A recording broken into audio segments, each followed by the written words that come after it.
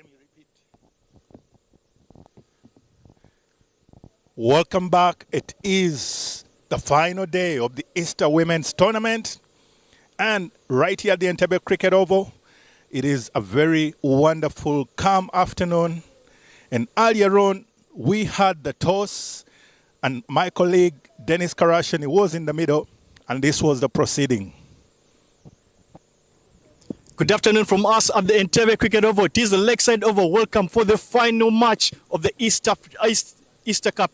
But in the middle with me are the two captains, Janet Mbabazi from Uganda, Entebbe from the United States of America, and the third umpire, Oyaga Saddam. But today is a very special occasion that the coin will be flipped by Your Excellency, the Honorable, not just the Honorable, but more importantly, he is the Ambassador of the United States of America to Uganda, Your Excellency, Pope William. Please flip the coin, and then Entebbe will do the calling. Thank you very much. Heads is the call.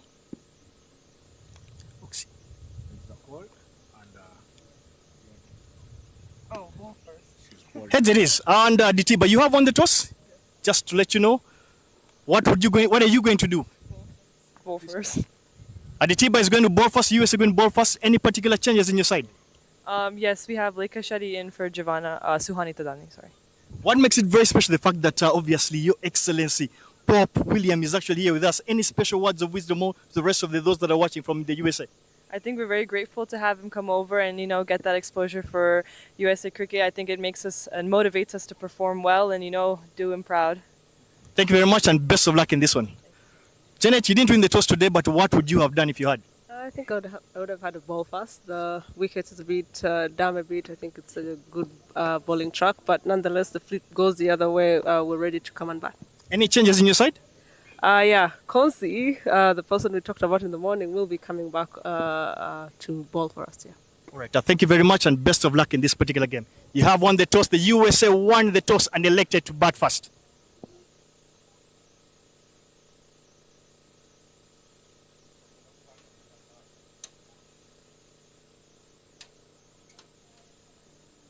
Innocent,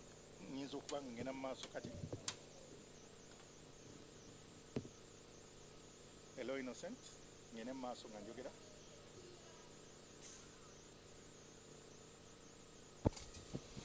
That was the middle and the toss news coming from the middle. Indeed, that the US, having won the toss and opted to bowl first, Captain Entebbe herself, Chedusama, is opening with the ball.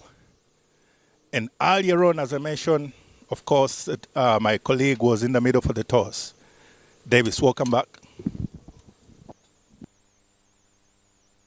Welcome, Mike. Thank you very much for the welcome. It's always a pleasure to be in the comms box. I think it's a fantastic day for us to be seated here and literally calling this particular game as we wind up the Easter Cup tournament. It's been a great tournament, you would say. So it's good to see that the two teams, finally, the top two sides really in the tournament are going to lock horns in this final game of the tournament itself. We know that obviously Uganda have won all their games, the Victoria Pulse, so they want to keep that going. But straight to whatever is happening in between the 22 yards out there, no surprises that Entebbe is actually opening the bowling. She's been very, very destructive against opposition batters, so you feel that she wants to put her best foot forward as she tries to pick up a first victory against the Victoria Pulse. Interesting there, and of course, the Victoria Pulse will be off the mark with that single picked up by Janet Mbabazi. But I'm just wondering, could it also be that little psychological scenario of captain to captain, big occasion, big moment, you rise to the occasion? I think listening to the two captains earlier on in the wrap-up of the tournament itself, but also at the toss, you can tell that both of them appear like they intend to size themselves up. They both feel that the two nations are not too far apart in terms of quality. So you get a feeling that this afternoon is a kind of a platform that one of them wants to get the better of the other. So for me, it should be a good contest.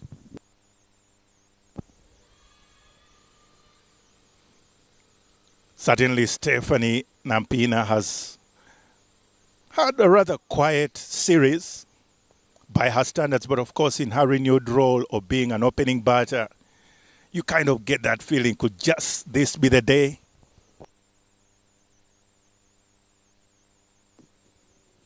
And Oh, that's a bit hurting there. Janet Mbabazi getting into the line of fire for that ball as there's an attempted handing in.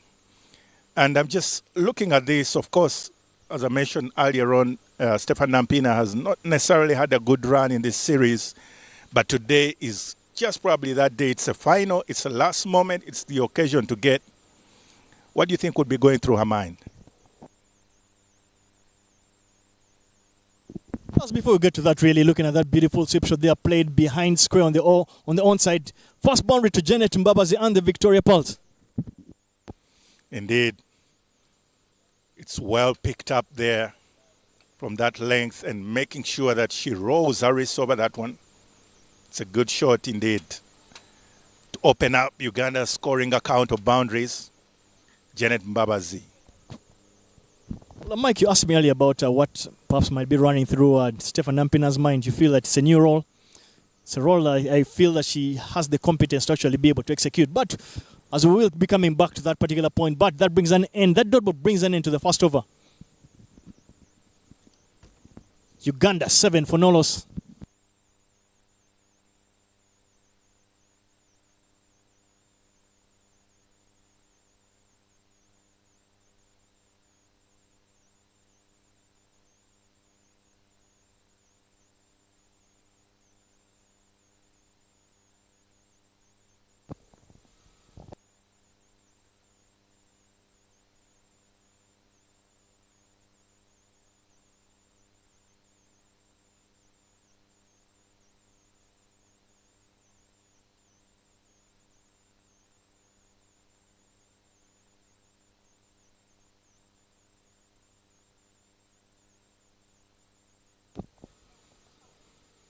And there will be the opening of the bowling from the golf course end. Mahi Madhavan will come in with a bit of pace.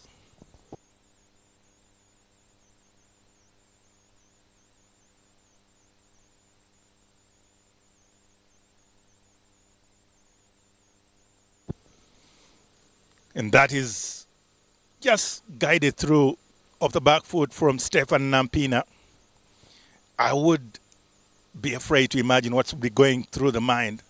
Of course, earlier on I met her just before the game could start. And just looking at her whole body composition and looking at her whole disposition as a person, I think she was a little calm, more like getting ready for the moment, for the big day, which is today. And I know, like you were mentioning earlier on about the new role of being an opening batter in this, under the guidance of the head coaches of Deus Dedit Moms and Brian Mark Masaba. Certainly they are trying to have a few combinations and changes through the team. Well, it's a contest I'm actually looking forward to. Obviously, the overcast conditions, you expect the ball to swing a bit. So Stephanie has been able to block one and play an attacking shot to the other. And this time round, again, plays another attacking shot. Run out opportunity. Fortunately for Janet Mbabazi at the non-strikers, then she manages to make her ground. But I again like the field set here. The two fielders patrolling the boundary are at extra cover and long on. Gives you a bit of an indication, especially the lines that Madvan will be looking to bowl. It's literally outside of stump. Very well said.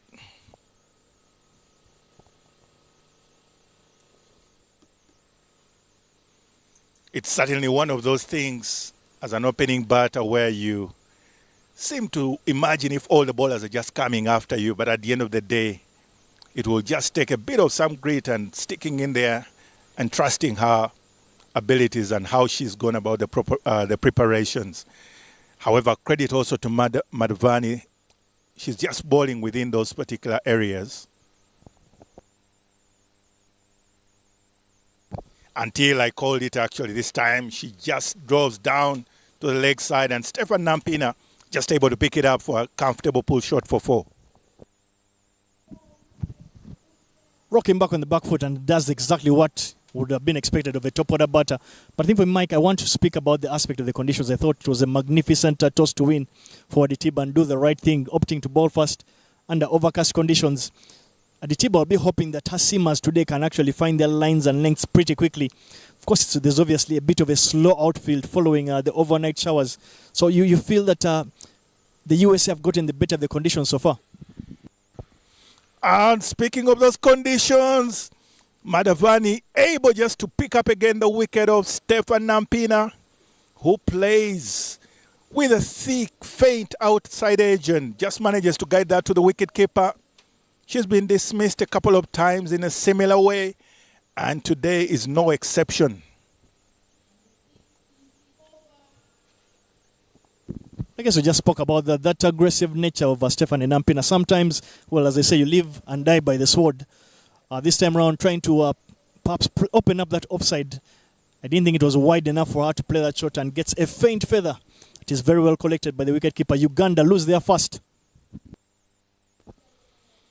And that will bring Immaculate Naksui to the crease, much to the delight of the US, because with that final ball of the over also meant that the first wicket of Uganda falls to Madavani. And there will also be a change in the bowling as Rita Priya Singh will come on. And Davis, you're speaking about the pace bowlers. How could be basically that approach be to the benefit of the US? And that is a big shout there, asking for the possible LBW shout, but it's adjudged as going down the leg probably. Well, that particular wicket that they're playing on today has been a wicket that they've used throughout the tournament. So it will tell you that there should be some aspects of wear and tear on the wicket, so which should be a bit of an advantage to the spinners. So I like the tactics already from Adetiba to bowl the right arm of spinners from the airport end. And they've created a bit of chances. They have asked some difficult questions of the Victoria Pearl batters so far. Indeed, and you would even wonder whether the early wicket of Stephanie falling has a bit affected Janet's composure. She seems to be a bit now also more composed as opposed to her aggressive approach.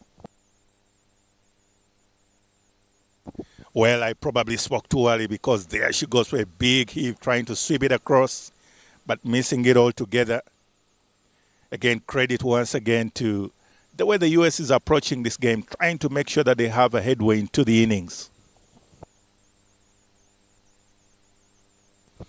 And that is guided down through third man region. Another couple of runs. And instead, they're able just to pick up the three, introducing introducing Immaculate Naksui to the strike for the first time. I'm not too sure about your choice of words when you say guided. I just felt that was a clear outside edge.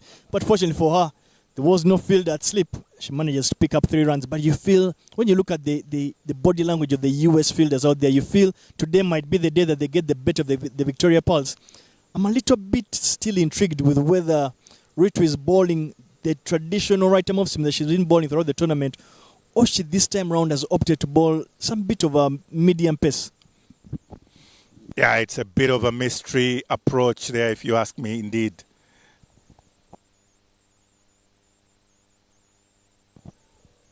Of course, Immaculate Naksui is also one that is given to the aggressive approach, and probably that could be the attitude that is coming from the dugout to try and maximize in the power play period.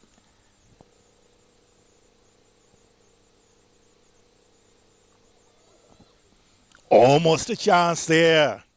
It's all happening, and the US is up in arms and trying to make sure that they make the most of these earlier periods in the game. But with that particular delivery brought up the end to the third over, it is 14 for 1.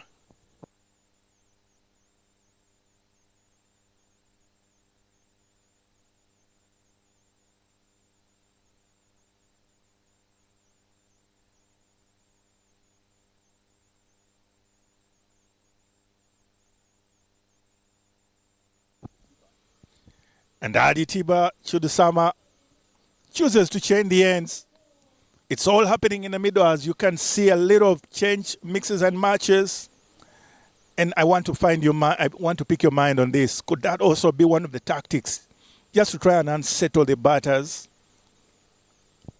When you look at the data, really, the data doesn't lie. The data will tell you that the strike bowler, the prime bowler for the United States of America is their captain, Entebbe. So she'll know that for her to make headway and pick up a victory against Victoria Pearls, she needs to be able to penetrate that very, very heavy top, a very top-heavy Ugandan side. So if she can pick up 1 or 2 extra wickets early on and put Uganda on the back foot pretty early, you feel that the USA will have one hand on picking up a victory over the Victoria Pearls.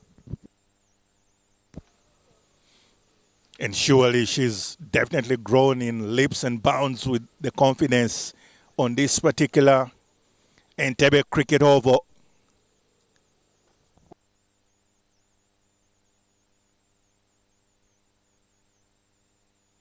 And that is very well caught by Immaculate Nakisui through the backward point region. Will it have the legs to carry?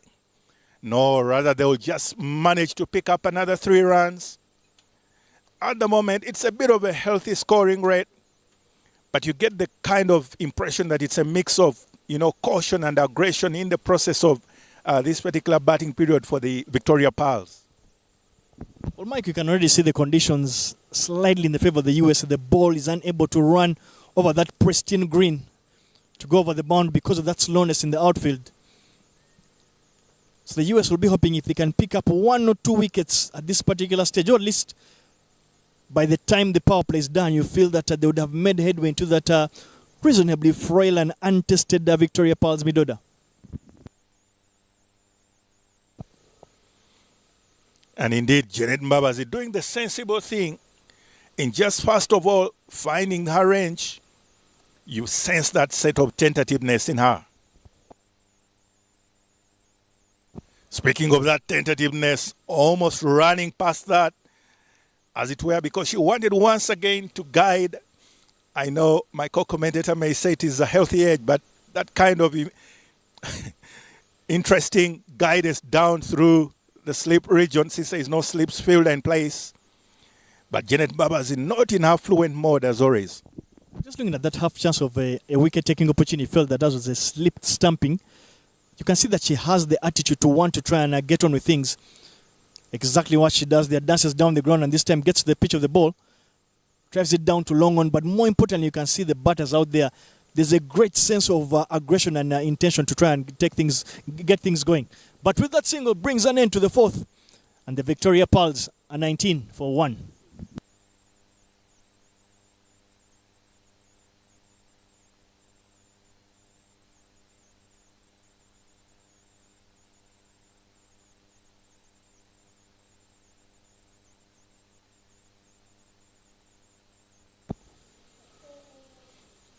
Ritu Priya Singh will continue from the airport end. And at the moment, it's a bit of a mix and match because Team USA seems to be going according to plan and Uganda is punching back.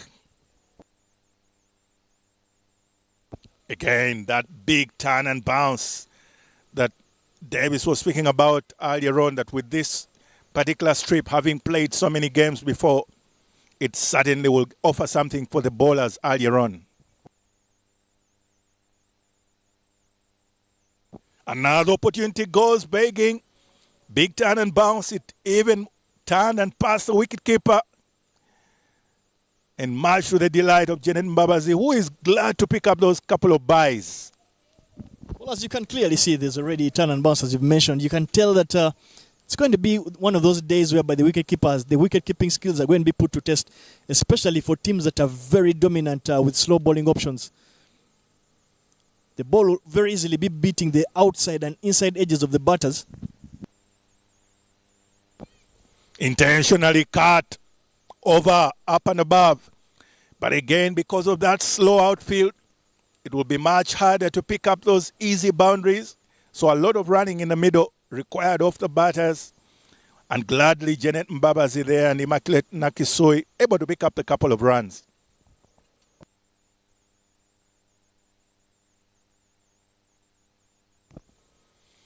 Yeah, that gets Janet, of course, a bit winded for her efforts because most of those runs, apart from the boundary, have been actually run in between the wickets. Again, she's able to just pick it up there. A bit of outside edge of the bat, trying the sweep shot. safely landing just in that 45 region yard of fine leg for another couple of runs. However, you wonder, looking at this particular approach and the way the ball is turning big, what do you think of this particular field set? Especially because she seems to be turning the ball into the right-hander. I would have imagined maybe getting rid of that short third-man field and maybe adding an extra square leg. And I'm not very comfortable with the fielder that is at a deep mid-wicket. I would have liked to see the fielder go a bit squarer so that they are able to actually cover the balls that are hit with the turn. But the batters continue to scamper through the singles, so they are fortunate to be able to pick up the odd boundary, run hard, turn ones into twos. We've seen them turn some twos into threes. So it appears like the runs are flowing for the Victoria Powers. The US need to find a way of tightening the noose and not giving away any easy runs. Indeed. Of course, it calls for a lot of fitness, having played in the last number of days. Some games are back-to-back. But here they are. As strong ladies, they need to again deliver for their respective countries. And with that particular delivery by Priya, it brings up the end of the over. And it is 23 for 1. It's 27 for 1 after the 5 overs.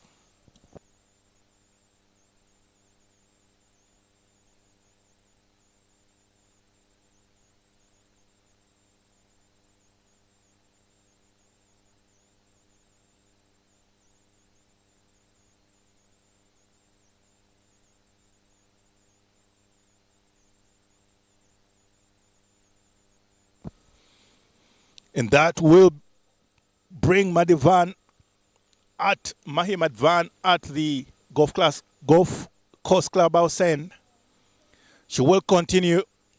She definitely picked up the wicket of Stefan Nampina. And right now, it is Immaculate Naksoi who is facing. In the past, she's favored pace bowling onto her batting. How will she go about this particular period?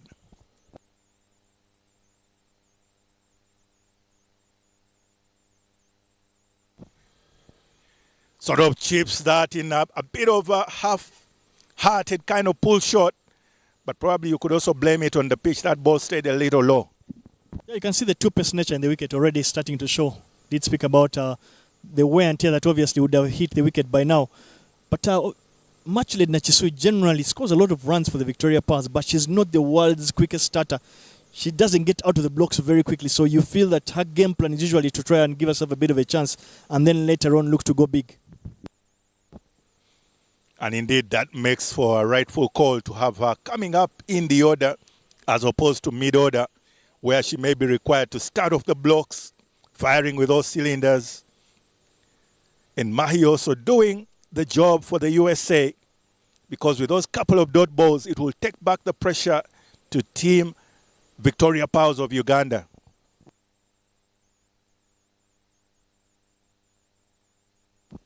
And the dot balls continue to dot up, much to the delight of the USA.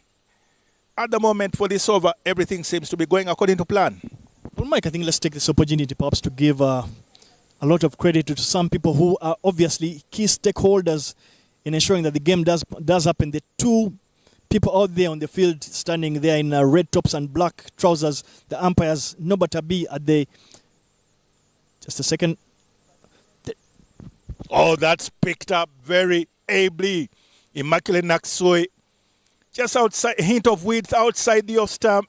She throws her bat at it, able to get it over the infield, and that is definitely a much-needed boundary for the Victoria Powers.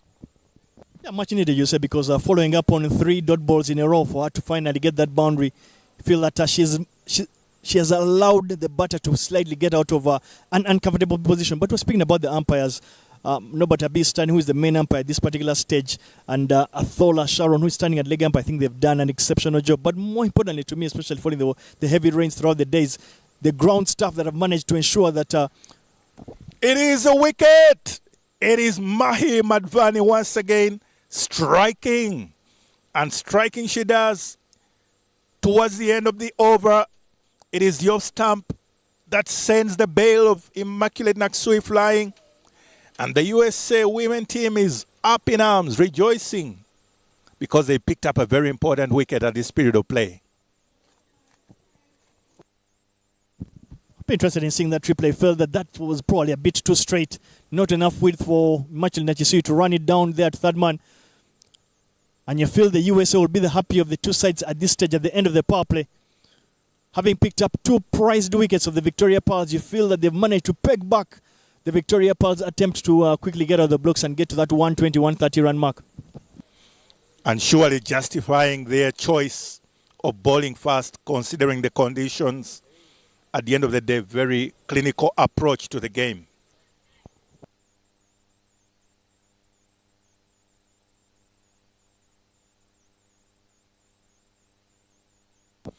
With that particular dismissal, means that it will be Rita Musamali to join her captain in Janet Mbabazi in the middle.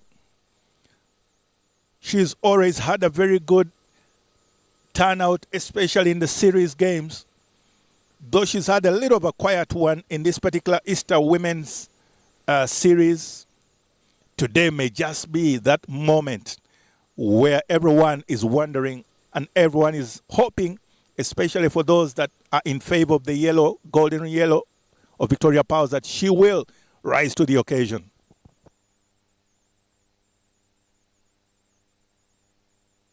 And it is a very well delivered sort of off-cutter, beating the inside edge of Rita Musamali, but to her joy, it just bounces over the off-stump bail. Bring up the end to the over. It is 31 for 2. End of the power play.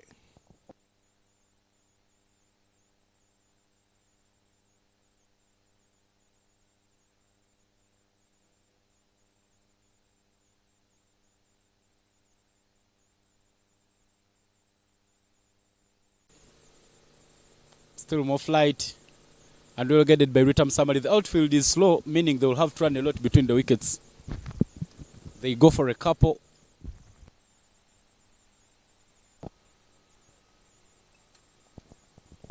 Well, as I said about leg spinners sometimes they will go for a couple of runs, but many teams will allow them that luxury to go for runs, especially if they can penetrate and make headway against opposition batters. So I do not think they will mind her licking some runs if she can manage to pick up a couple of wickets for them.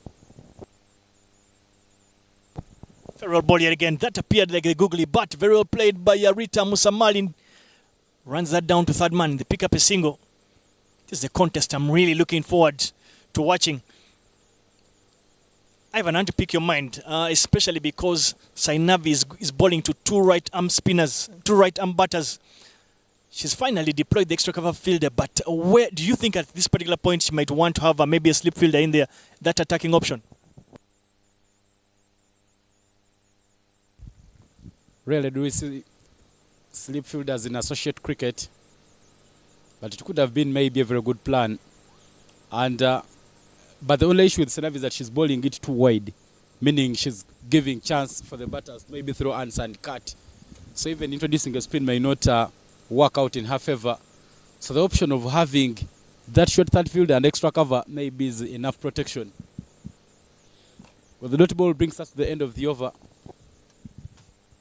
And 37 for a loss of 2 wickets is the score after 7 overs.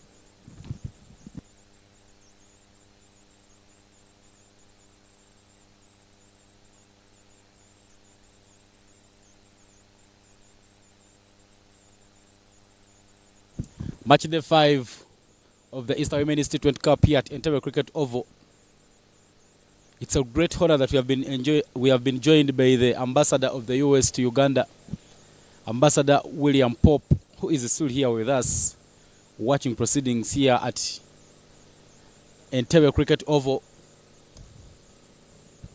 A seamer now being brought into the attack, Leka Shiti, going to bowl from the golf clubhouse end. Look like the batters were becoming so comfortable with the spin, and now she will be coming. Cow corner, Longo on, and the third man at the boundary, and another being deployed at deep square leg for the seamer. Well, Ivan, I'll tell you a thing or two that at the toss, Aditiba was extremely excited about playing in front of Your Excellency William Pope. She felt that they have an extra bit of motivation to see if they can get the better of the Victoria Pearls on this particular afternoon. So I expect this game to go literally pound for pound. The US will be hoping to pick up their first victory against the Victoria Pearls in the Pearl of Africa. Well said. As we see that leading edge, there was a fielder, but she puts it down. Looked like Annie is a take, but Pooja Ganesh not getting hold on to that opportunity, and Retam Samali gets a second life.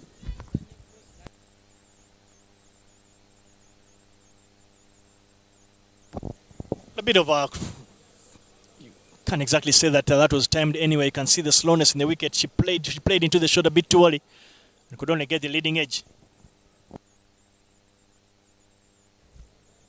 Look at the plan there from Lekashiti. She's just making sure that she gets the ball angling away from the batters, making sure that she can get the outside edge into play. And when you look at the fielders who are standing at the boundaries, they are all standing a few feet from the rope, getting ready for those chances that might come. That was full and cut away by Janet Mbabazi. This time around it's traveling and it goes all the way to the boundary. Full delivery, asking to be hit, and hit it was. No fielder patrolling that extra cover region. Easy pickings for Janet Mbabazi and the quality she possesses. And Uganda continuing to find a way of rotating that strike. The US need to find a way of tightening things up if they're to pick up that victory that has been elusive against the Victoria Pearls.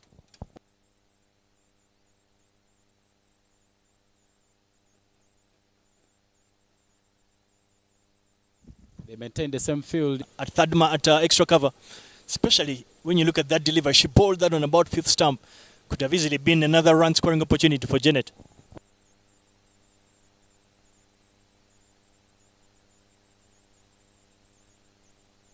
Janet currently on 21 of 25. She looks to be finding her hitting range, and there are changes in the field. Deep square leg comes up to square leg, and a fielder is deployed at extra cover. Pace of delivery, but too full. There was work to do by the captain at covers. A fine stop. And a dot, but not a very good delivery there coming in from Lekashiti. That dot will bring us to the end of the over.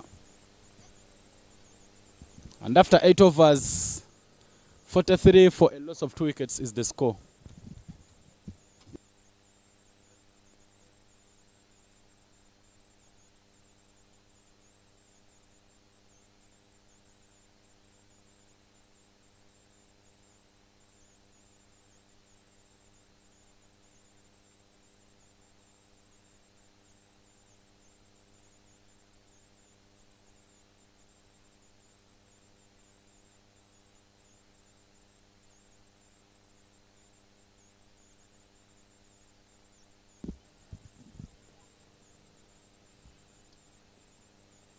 Sainavi there, back into the attack for Team USA. Starts with the full one to the pads.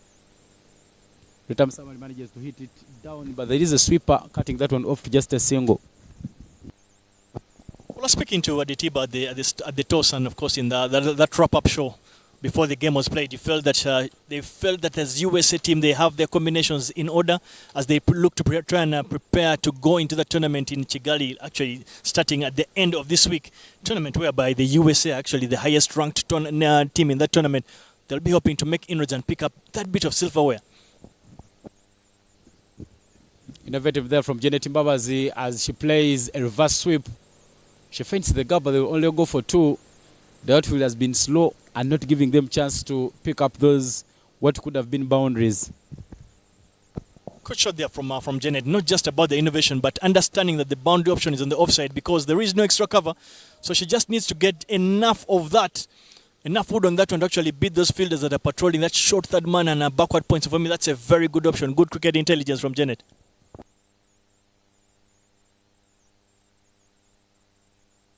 Beautiful delivery, beautiful comeback delivery there from Sainavi.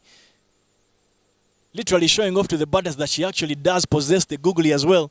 That will leave some questions in the Victoria Pearls' minds. That Google is a wicket-taking ball. This time it's full to the blade of Janet Mbabazi. Felt like that ball was there for hitting, but Janet Mbabazi just plays it down the ground to find the fielder at long on. David spoke about the tournament in Kigali. USA will be in action on Saturday at 1 p.m. taking on Nepal. An interesting tournament featuring Italy,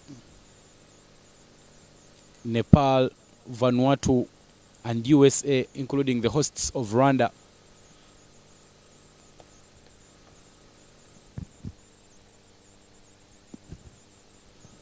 Return somebody trying to get that one, but she doesn't manage to put it into the gap.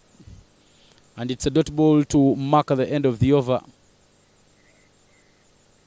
9 overs gone and 47-2 is the score.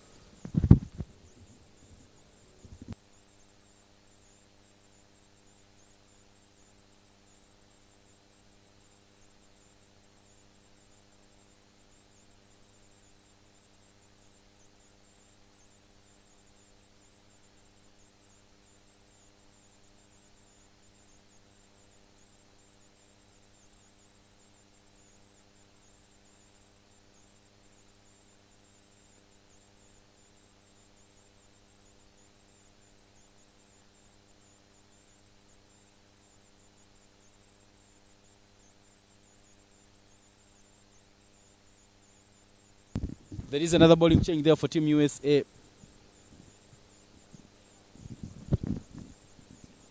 Taranum Chopra is the bowler replacing Leka Shiti from the golf clubhouse end. She starts off with a dot ball. Janet Mbabazi goes down to sweep, connects well, but there is a fielder. Slow outfield, but that one will roll onto the boundary. Chopra guilty for bowling that down the leg side. Easy pickings there for Janet Mbabazi and the quality she possesses. But I like the action of Chopra. You can see it's a very well collected. There's a good gather in that action. You see she bowls from the top, right at the top of her heel, because she has that pivot as well. So those are normally good quality basics for right arm off spinner. So it's good to see that at least she has her basics fully covered. The question for her now is to try to bowl in those areas that ask her difficult questions of batters. Well guided by Janet Mbabazi for another single. The captain for USA, Aditi, making sure that she trusts the spinners to do the work, looking at the conditions of the wicket and the conditions of the pitch at Entebbe Cricket Oval, and the spinners are doing the work for her. Lekashiti came with some extra space, but she was taken out of the attack. But Uganda now managing to find those gaps in the infield. The touch and go shots currently working out for Janet Mbabazi and Retam Samali. Captain and vice captain at the crease for the Victoria Pearls. The weight of responsibility on the two batters out there. They need to try and get their team to anywhere close to that 3-digit figure. Slightly down the leg side yet again and yet again. Janet Mbabazi, a bit of a copy and paste from the first to second delivery in the over. She gets enough wood to it to run it down to short fine leg, past short fine leg for 2 runs. The runs are flowing here. The USA need to find a way of tightening the noose and getting the brakes on. They can pick up maybe 1 or 2 wickets. Just peg back at that Ugandan mid order.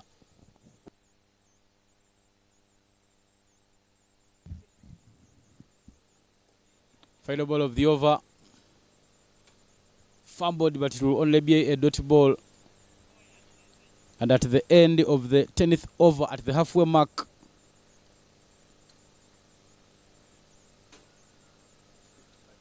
the scoreboard reads 55-2.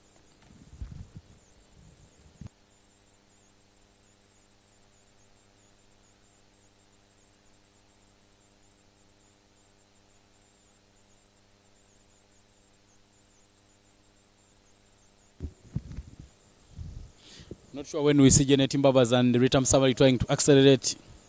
Projected score is 110 because the current run rate is 5.5. They still have some more batting.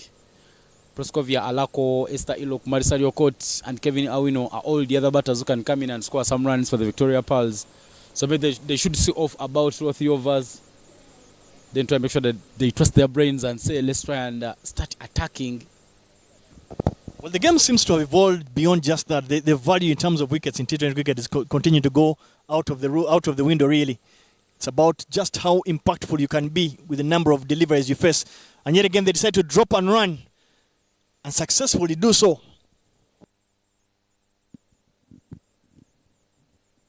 You'd want to see a bit of the fielders from the USA maybe get a couple of yards in and try and close down that option for the batters to just simply drop and run. Yeah, and it's a bowling change. Ritu Priya Singh, who previously bowled from the golf clubhouse end. That's hit up in the air. And the catch taken.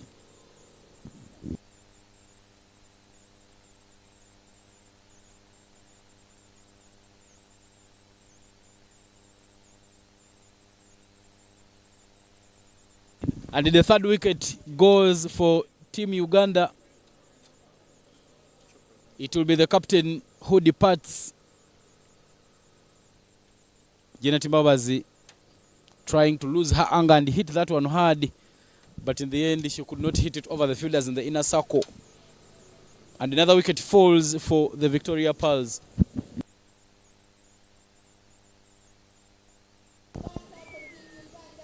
Slightly unsure about what Janet was trying to do there. But well, she loses a wicket and in walks Esther Elukol at number 5, a position she's trying to perhaps look to settle into and make her very own. But I like the fact that the US have actually managed to pick up a wicket, because this is going to be a very important passage of play.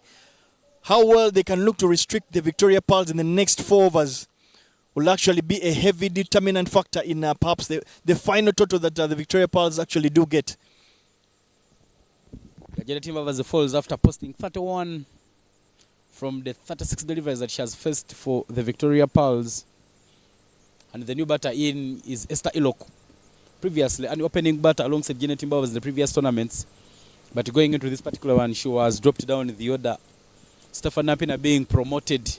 I don't like to use the word dropped. I like to use, call it maybe being a remodel of sorts. So giving her another role in the side. So I don't want to say that she's really been dropped and say Stephanie has simply been promoted, for lack of a better word. I think it's a case of Uganda trying to use this particular tournament to try and see if they can get a couple of combinations going as they prepare for future events. But I think when you look at the way the batting lineup is set, when you go down, it means you've dropped. It doesn't really mean that you've dropped in form or you're not being trusted.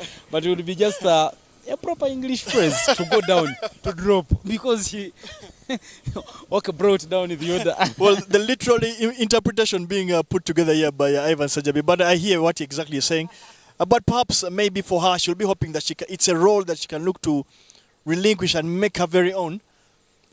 And for me, I like the fact that the US are right now, the fielders, you can see that the fielders that are in the inner ring on the offside, they have looked to take a couple of steps in to try and not allow the new batter easily get off strike. Yeah, for the new batter, US using only 3 fielders outside the arc. But Esther Elo could manage to get that single. And that single will bring the end to the over.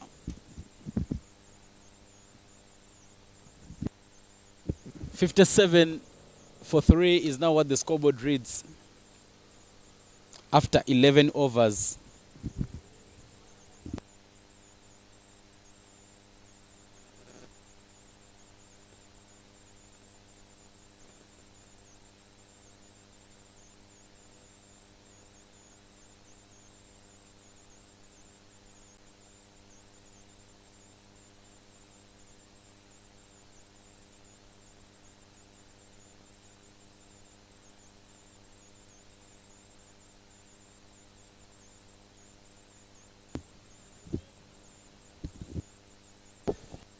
Well, interesting passage of play, and Aditiba feels that she's had enough and opts to actually bring herself back into the attack.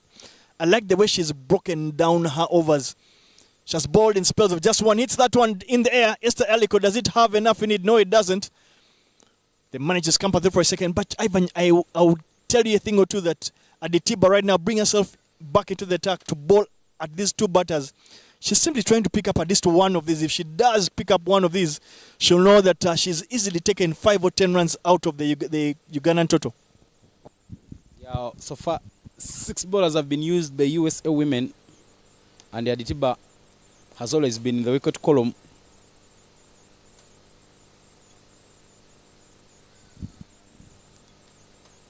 so far in the tournament.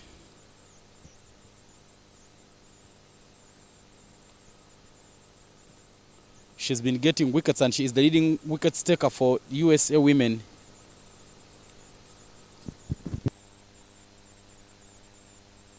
She has 8 wickets, just slightly behind the leading wicket taker in Sarah Akitenga, who has 13.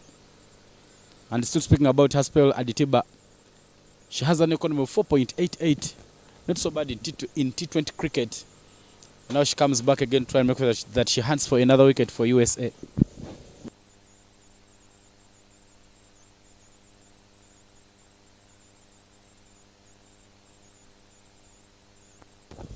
In T20 cricket, anything less than 5, especially in the women's game, economy of less than 5, I think you've done excellently.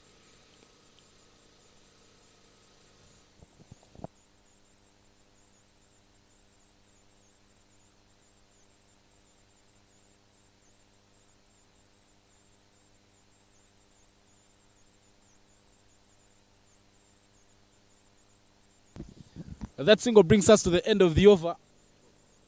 12 overs gone.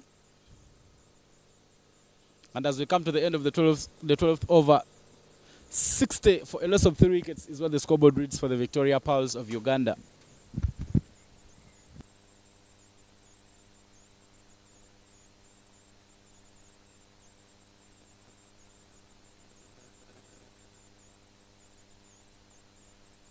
USA taking a bowling change. Ritu Priya being taken out of the attack and Sainavi back into the attack. The change in the bowling attack there for US women will also bring a change in the comms as Davis Karashan takes a break. And I'm joined in by Dennis Musali. Dennis, good afternoon and welcome to the comms. Thank you, Ivan. Pleasure to be here.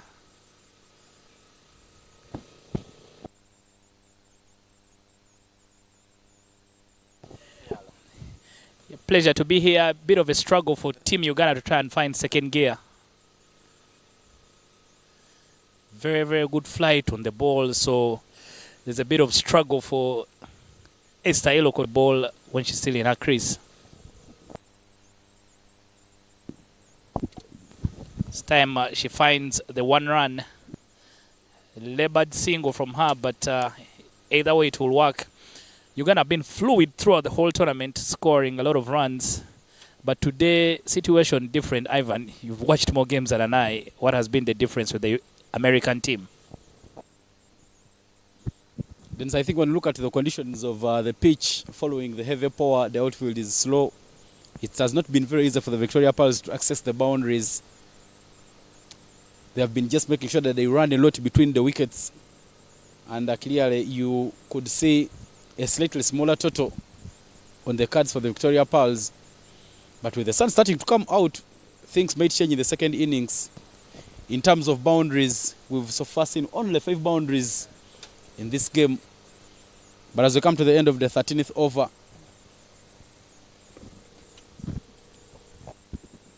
.63 for a loss of 3 wickets is what the scoreboard reads for the Victoria Pearls.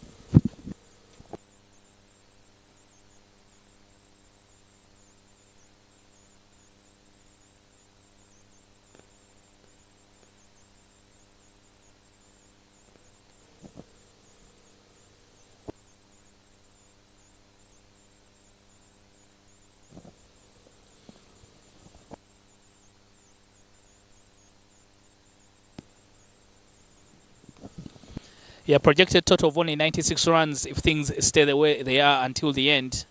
Ivan, probably this is why the America who won the toss and decided to have a ball first. Good connection there from Esa. This time they will take off quickly. But because the scoring of runs has not been very, very easy, heavy outfield, and today America have really found their line and length, so they haven't bowled a lot of loose balls for them to score runs. As Tarunam Chopra continues to bowl there for USA. And America trusting the spinners to do the work because the wicket has become a little older as it has been used for all the 4 previous playing days. So meaning there will be some bounce coming from the surface. It is a time where the Victoria Pearls could also wish that they had an extra spinner in the side to try and make sure that the same music comes in. But Shana Magova being sat out, she's the other option of spinner in the Victoria Pearls team. But they will be happy that they have the leading wicket taker, who is a spinner in Sarah Akiteng, to do some work. That is fumbled down towards the third man boundary, giving Uganda a chance to run for 2. Yeah, that's a very high scoring region there for Rita Msamali. She likes dabbing the ball in that gap and taking off. If I'm an intelligent captain, I would always make sure when she's on strike, just try and get the person in that region to be in the right position and just cut off those runs.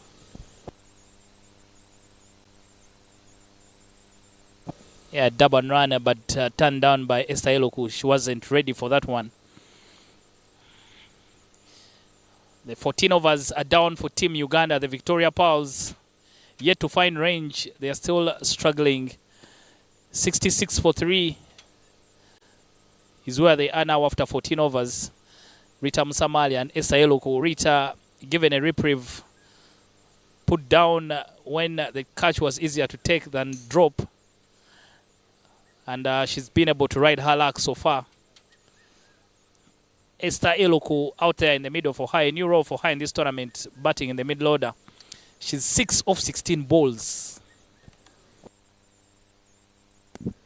She tries Alain Ale to make full access of that ball. One thing that US women have read about Esther Eloku is that she struggles to cut. So they're making sure that they keep bowling outside off stump to make sure that her struggles continue. Just the number 6, the current bowler for US women, Ritu Priya Singh. You see, exactly that's what I was mentioning, Ivan, in the previous over. Rita likes milking runs in that region. All you need to do is get that person to be a bit straighter. And then you sort of cut off the runs.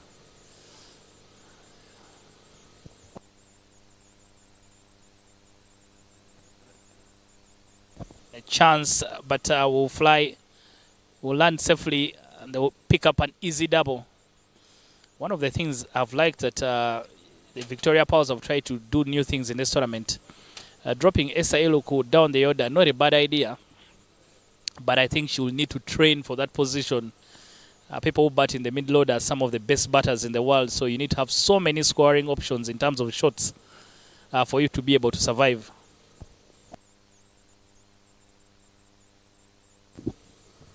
Very well bowled by Chopra. And I tell you, Dennis, for Esther Eloku, currently where she is, she just needs to know that this is my weakness and this is how I can try and address it. I don't think the coach can change a lot on her basics. She goes for raw power. There was a fielder, but that should run all the way to the boundary. A welcoming boundary there for Team Uganda. Esther Eloku losing her anger, and she manages to get that one all the way to the long on boundary. Yeah, it's been a while since we last saw a boundary for the Victoria Pearls. Eloku this time picks her gap beautifully and finds the boundary. Sort of a getaway shot. They needed something.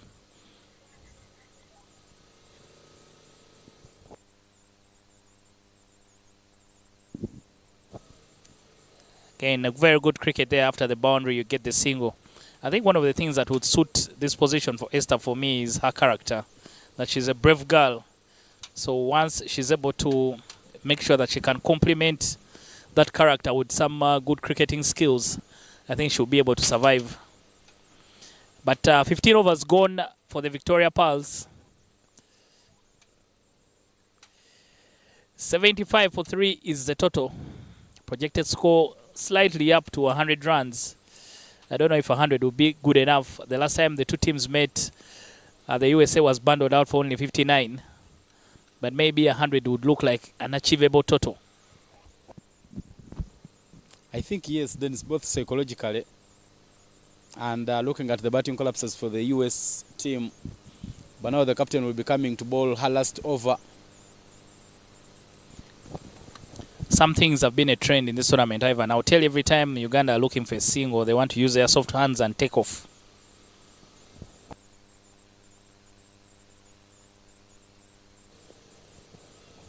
You see exactly that. So that's why the fielders step up just to make sure they cut off the run. So it is soft hands or try and go over the infield. So that is where your cricketing skill can be able to help you with those two options.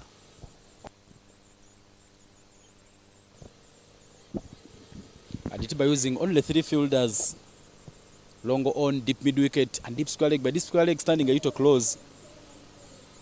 She is about 15 feet from the boundary. Agle there from Esther Ilok. She goes across the line. And the captain, Entebbe, gets the last laughter. First wicket for her in her spell.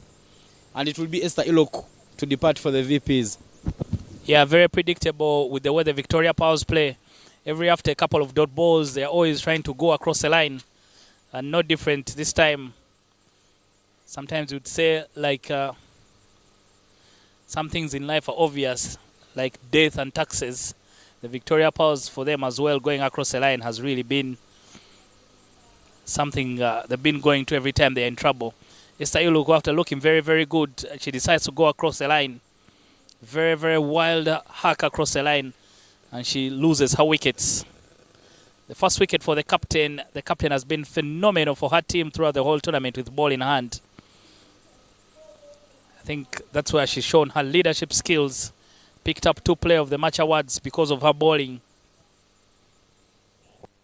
When you look at her current spell, she's bowled 3.4 overs, conceding 15 runs, 13 dot balls in her spell, 1 wicket. But the economy is gold dust 4.09. As Proskovia Alako makes her way to the crease. 75 for 4, projected score still 96. The Victoria Pearls scoring 4.8 every over. They need to make it close to 6 if they are to get something defendable. 2 more balls to play in this over by Aditi, the captain for US Women. Yeah, 9 wickets for her in the tournament. Aditi, she's only Sarah Kiteng is ahead of her. And Sarah Kiteng has been phenomenal throughout the whole tournament. I think she's in a league of her own. Yeah, a chance for Proskovia Alako to do something for the team and try and find second gear. They batted the same way throughout the whole innings, the Victoria Powers. And sometimes these are the moments that are sort of made for Proskovia Alako with her power to try and push the envelope for the Victoria Powers. But after 16 overs, the score is 75 for 4. A maiden over there for the captain. Maiden wicket over for the captain. Ivan, in these final overs, this is where you start to look for second and third gear. I don't know how or where the Victoria Pearls are going to find it, but they need to step up and step on the gas quickly. Yeah, to my surprise and to my disappointment is that Proskovia Alako was playing a little dead. But to bowl is the Sainavi for Team USA. Sainavi coming also to bowl her last over. It has been a day for the spinners as Sainavi comes to wrap up her spell. Beats her completely. Ritam Samari trying to dance down the track, but she was nowhere in the frame. 3 fielders for Sainavi outside the 30 yards. Long on, cow corner and deep square leg. Sainavi still looking for her first wicket.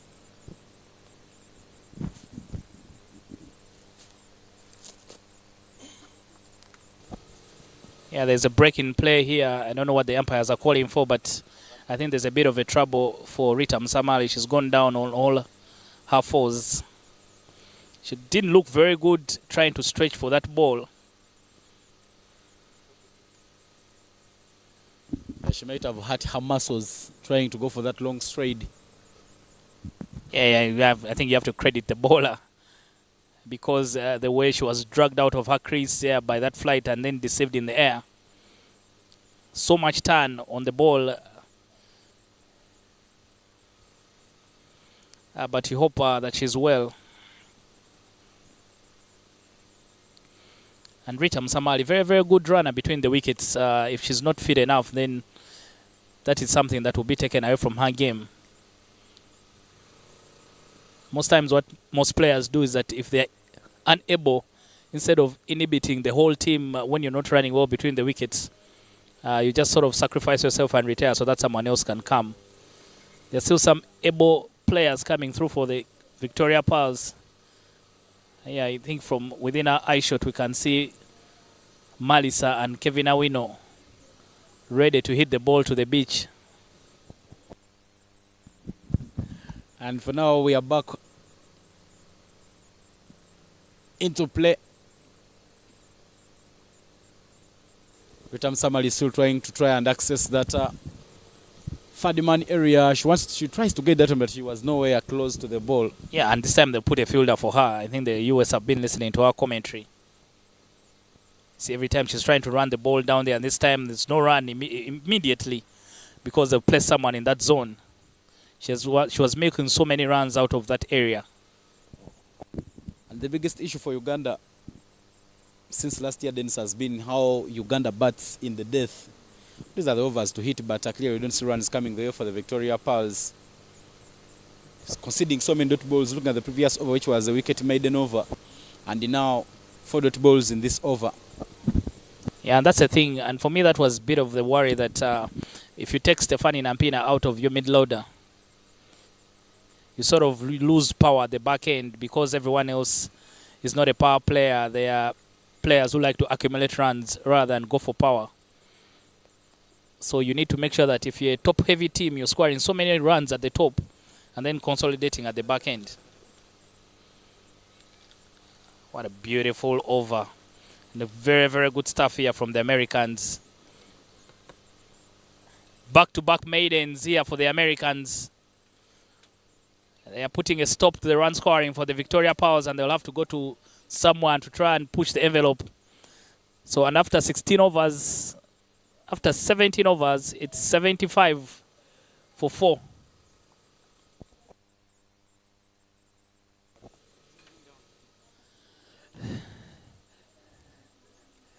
The big Grace Mike Ondiko joins me in the commentary box.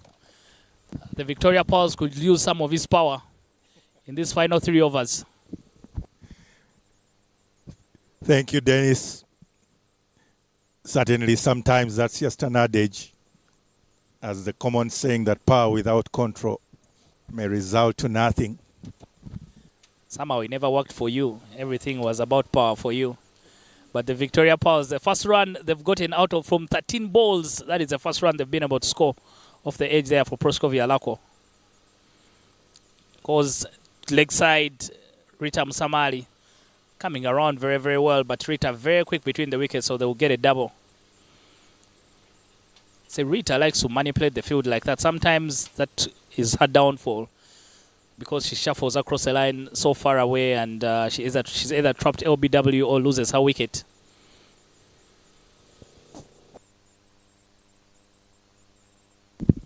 Well, it is certainly a concern because, like you mentioned, having consecutive dot balls, especially at the back end of the game, is never a cup of tea for anyone, and it can either send shivers down the entire team, the dugout, or it can actually definitely result in wickets being taken. In this case, only 1 wicket so far has fallen. But what does the Victoria Pearls do from here on? After this ball, I'm going to ask my question. And Rita goes across the line. Someone in the deep runs very hard between the wickets and well complemented by Proskovia Alako. Alako, not the one who likes to run so much between the wickets, but they will get a double.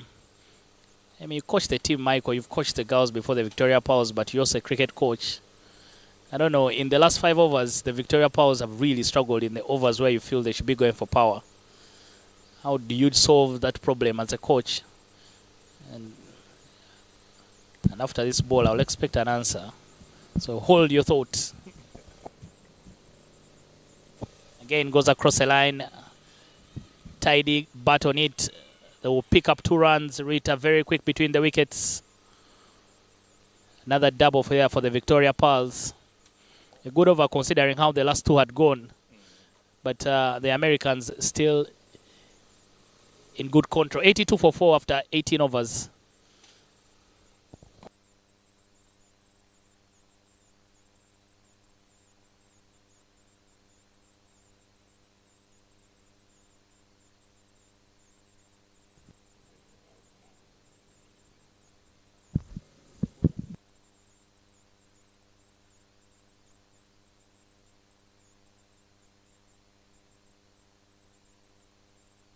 Mahim Advani into the attack for the Americans. Michael, please give me an answer. Well, Dennis, that's always a very tough call.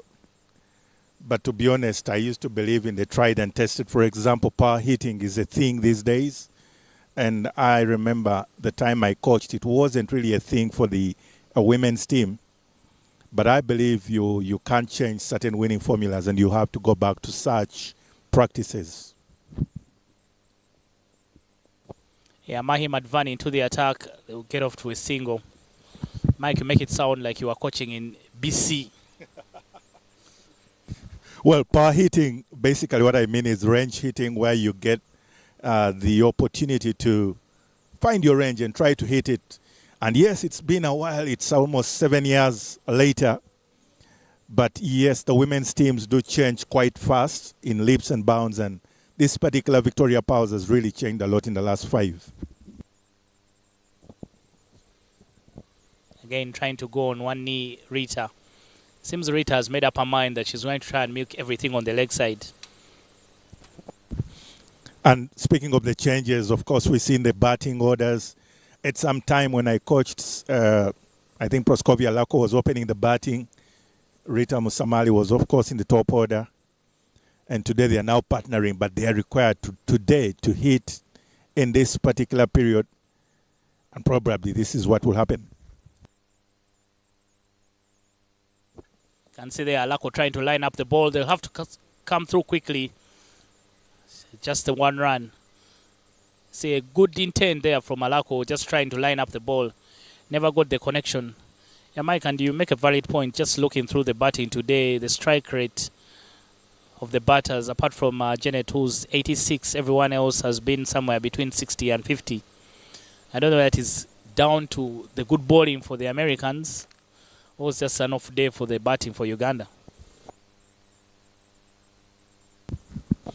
And they'll just get the one run straight to long on.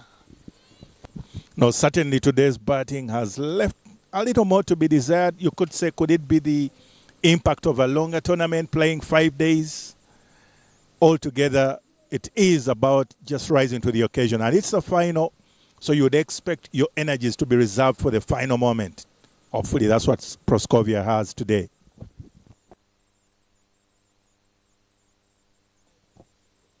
Wicket time. Mahim Advani has the last laugh. There will be no smiles for Proskovia Alako. Michael, you'll be a disappointed man, but Mahim Advani uprooting middle stump. Alako again trying to go across the line. No connection whatsoever. And Uganda lose their 5th wicket. Well, I fell for it, but because in the moment you would expect that she will try and get a big hit to try and just get up closer there into the 100 to 110 total. Mike, I think one of the takeaways for Team Uganda, and just being honest, I think is there's been a lot of players who like to play across the line. The modern day game requires you to be able to hit the screen. That is the safest zone because there are no fielders anywhere in that zone anywhere in the world. But a lot of the Ugandan batters, their go-to option is always going across the line, which is really the natural instinct. But if you work hard at trying to hit the ball straight down the ground, you can always get much better. So I think if the coaches can be able to go and work on that, especially with the guys who try and slog, it will give them more scoring options and safer options as well.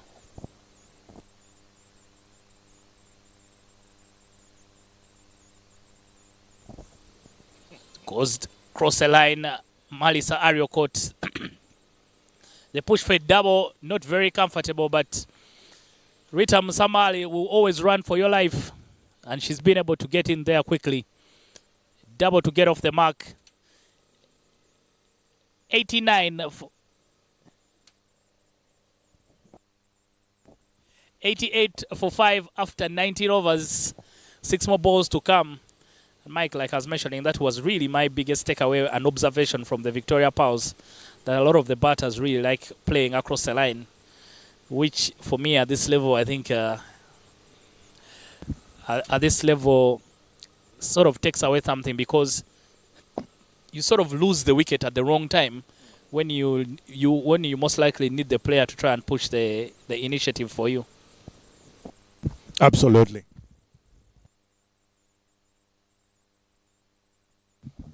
And indeed, then it's like you're calling it. Indeed, it's been one of those kind of Achilles heel of many a batter, thinking that hitting hard or power hitting means you go towards cow corner and mid wicket. And yet, actually, the shorter distance is always to the screen in terms of the actual distance covered. And it is always safer because you'll get more of the bat making contact with the ball as opposed to the cross-bat shot. And even those who play the cross-bat shot have probably practiced it thousands of times. Again, goes across the line. Malisa, you can see her aim is only to find that gap. Pushes for a double. Very good running between the wickets there from Rita. The throw was going her end, but she made sure she starts off very, very quickly. I think, Mike, the thing is that, like I said, it's really most times a natural instinct for you to just go across the line. But I remember a tournament we went for and teams were surprised that Ugandans can actually hit in cow corner because naturally from where they come from, people never hit balls in that zone. Goes across the line again. You can see there's a big gap on the onside, but because Malisa is only trying to target, there's a big gap on the offside, there's no one at extra cover. If you sort of give yourself room and try and access that side, you get much more than when you try and play on the onside. Indeed. Very good play, touch and go. Rita Msamalu will come in very quickly. I don't know whether it is a unique skill for Ugandans to be able to pick cow corner. Well, it comes with the trade, I guess. And most of the Ugandans prefer the power game. And that could explain why. Because hitting it towards the extra cover and cover region, as you can see the fields are changing a bit, takes a bit of more refined skills to stay leg side of the ball, side on. Again, goes leg side. Malisa Ariokot, the fielding very poor on the boundary, and she will get a boundary. First boundary in the last 5 overs, if I'm not mistaken. Sometimes that's a bit unacceptable in T20 cricket. Very rare figures indeed, because everyone knows the power plays at the beginning and the final overs is the ending. Both have to be spectacular, especially in this shorter version.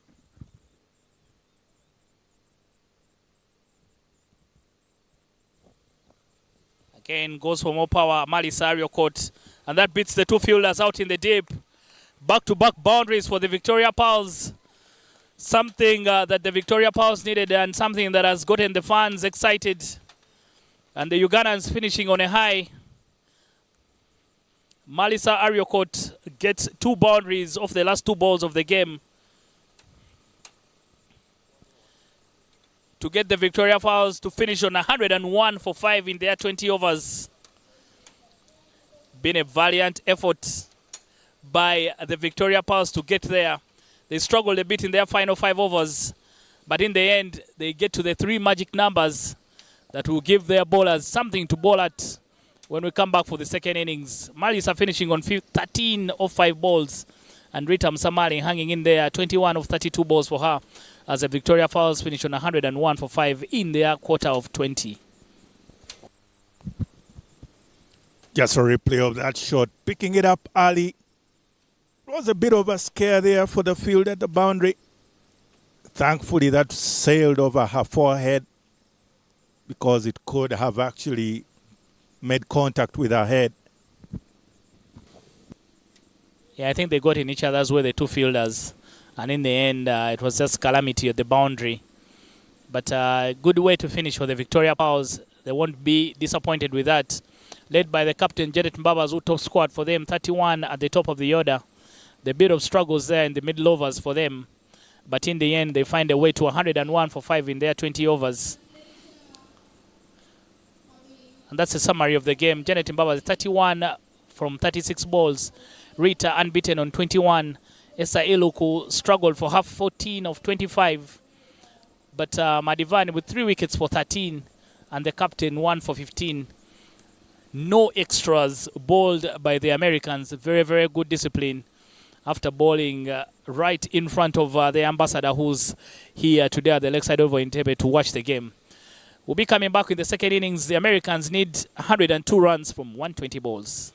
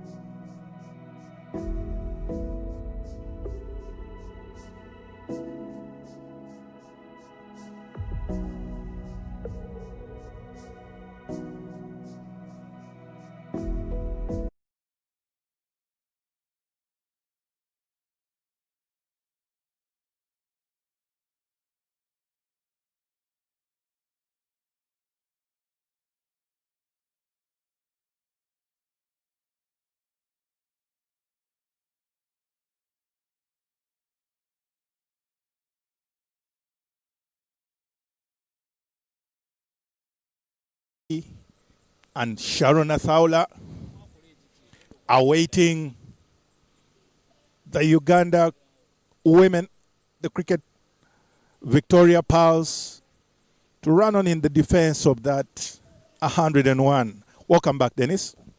Thank you, Mike. 102 is what the USA need. 101 is for 5 is what the Victoria Pals could get in their quarter of 20. Kevin Awino with the gloves today. There's been a sharing of the gloves between herself and Esther Eluku. But Kevin Awino given the responsibility in this final game of the Easter T20 Women's Series. Can the Americans find a way past the host, the Victoria Pals, in this final game? In the 3 games they've played against each other, Uganda has been on top. The first one, very, very close. Uganda winning that one by 1 run. The second game, lopsided on one-sided because the Victoria Pals dominated that one, winning by 65 runs. And this is the final game between the two teams. Who will it be? Can the USA find 102 runs, or can Uganda be able to defend that total? The youngster Irene Mutoni will open the bowling for the Victoria Pals from the State House end.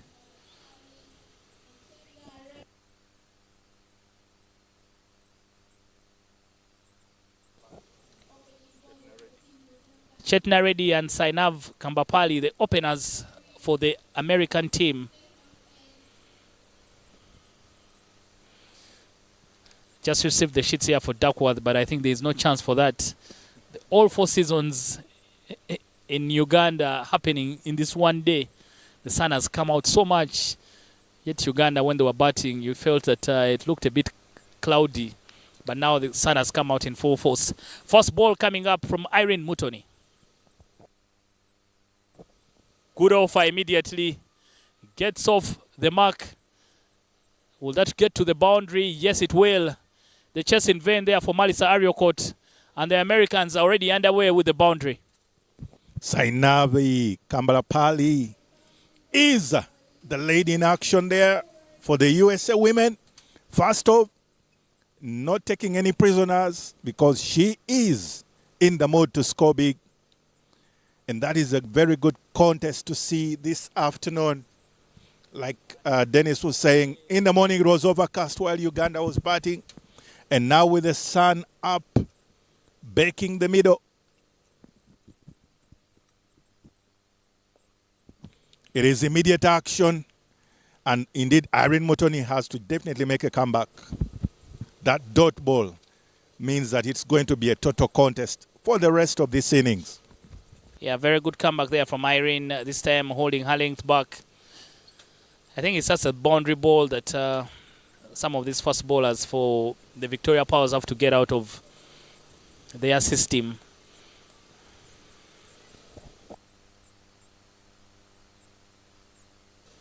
And a swing and a miss from Sainav, but much better length. Irene staying far away from the hitting arc there from Sainav. You know, I find already Sainav Kamalapali a very interesting opener. In a sense, many are preferred opener by many coaches in the power play, always reeling and ready to take on the bowlers. Yeah, tap and run, tap but no run. I think America have been guilty of giving away so many run-outs. I think it's just the clarity. Most times, if the players have that clarity that the coach has faith in me to go and do a job for the team, sometimes I will do it, sometimes I won't. And there are no consequences. I think you always get the best out of the players. Again, flying edge goes down, clumsy on the boundary there from Sarah Kiteng. And casual in her recovery, she gives away the 2 runs. Yeah, you do mention job security, Dennis. Everyone wants to be secure in their efforts and in their job. And I think every top order bat needs to have that bit of license to express themselves, especially if they have that skill set. Yeah, for what Sarah Kiteng has done at the boundary, I've been livid as a coach because teams need to have very high standards. And those standards are not acceptable. The misfield is acceptable, but your recovery should be also on the point.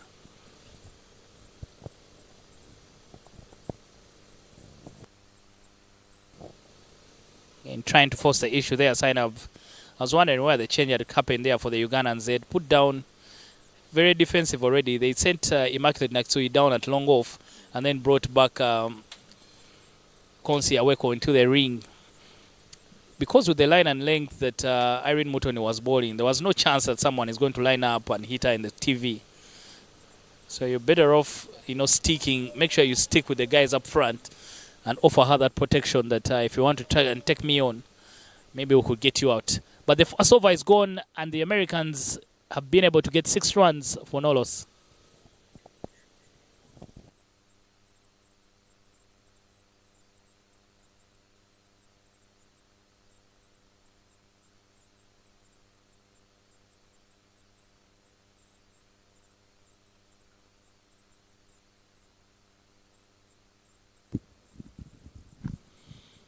And from the airport end, opening the bowling for the Victoria Pals, Uganda women will be Konsi Aweko. And this is quite an interesting challenge for Konsi Aweko because she's often used to bowling to the right-hand batters, but today she's bowling to Chet Naredi.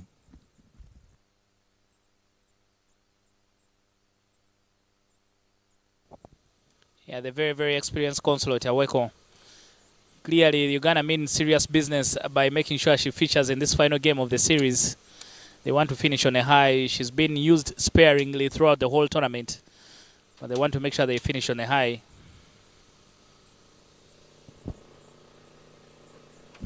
And this is always her preferred matchup. Bowling to the right hand, and indeed a good call there already from Captain Janet Mbabazi. Bring us up into the slips area, ensuring that there's a bit of an attacking intent for the Victoria Pals, while having the protection with the long off right at the boundary and deep mid-wicket to give extra protection for Konsi.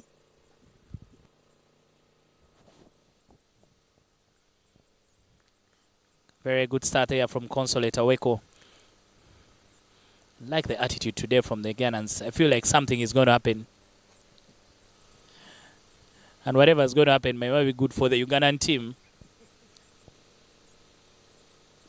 Again, goes a good offer.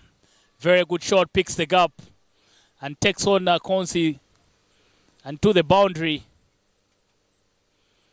Again, you see Uganda trying to make changes, but it doesn't mean that wherever they hit a boundary, you'll have to pit fielders. You have to have a plan and stick to it.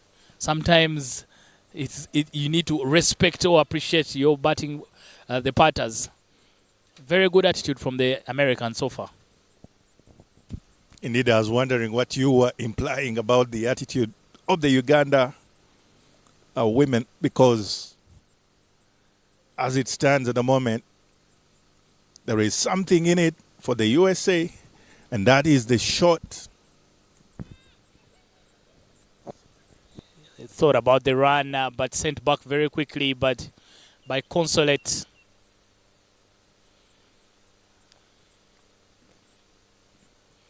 If you could see the replay again of the boundary, just still happening when Konsi was coming into ball. Maybe we'll get it a bit later on.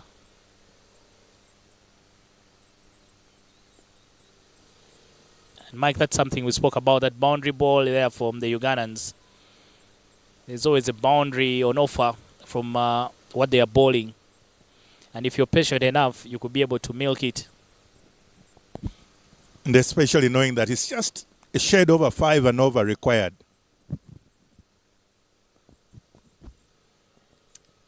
Very good field set there from the Ugandans, and good way to come back there from Consolate. 5 runs from the over for the Americans, and they are 11 for no loss after 2 overs.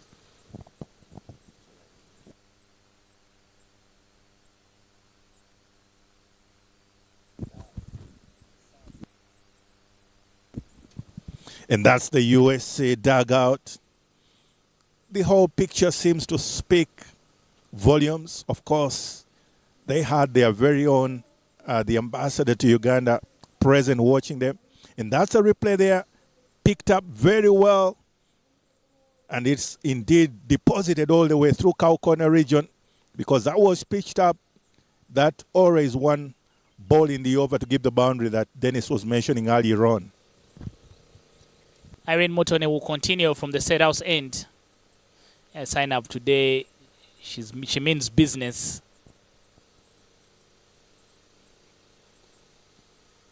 Good hands, but no gap from Chetina Reddy. Chetina Reddy is really impressive. She lines up the ball so beautifully. Typical left-hander. And when she leans into those cover drives, she looks so amazing.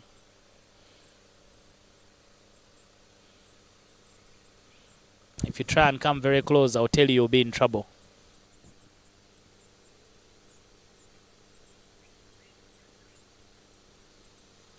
Down the leg side, changing the bowling. The bowling there, the bowling option for Irene. She was coming from right arm round the wicket, and now she has gone to. She was coming from right arm over the wicket, and now she's gone to right arm round for the lefty.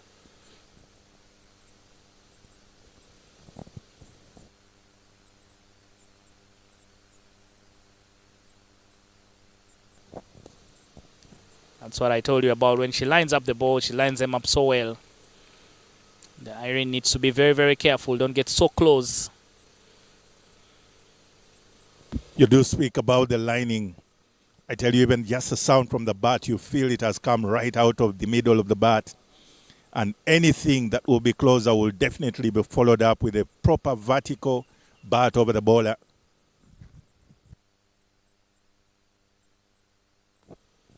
Extras there again from Irene Mutoni, this time on the offside. Same WhatsApp group, Mike and Chetna, both of them batters, so they like the ball coming out of the middle of the bat. Well, gone are the days where the bowlers were trying to bowl you out. They now want to literally get you either caught behind or caught probably in mid-wicket, square leg. Again, gets very, very close, but lucky it's hit straight to Malisa Ariokot. With the pace and the ability that Irene Mutoni has, and I think one of the things that they need to help her improve on is how to be very, very aggressive.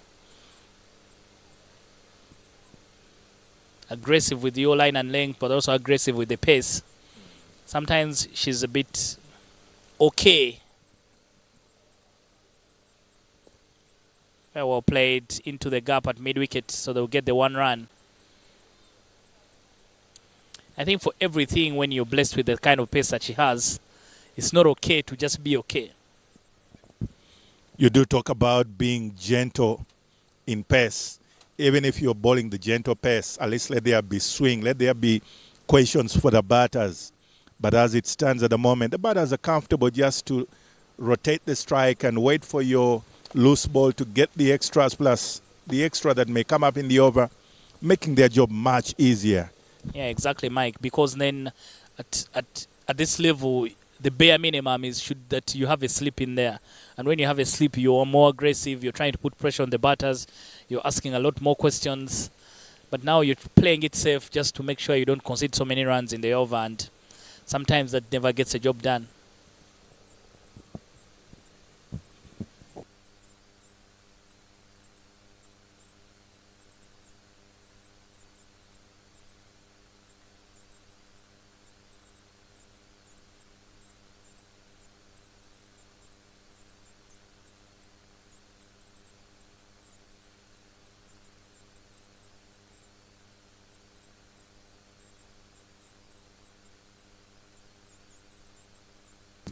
Indeed. And you do speak about getting the experience of how you've dealt with the opposition in the past games. You would think that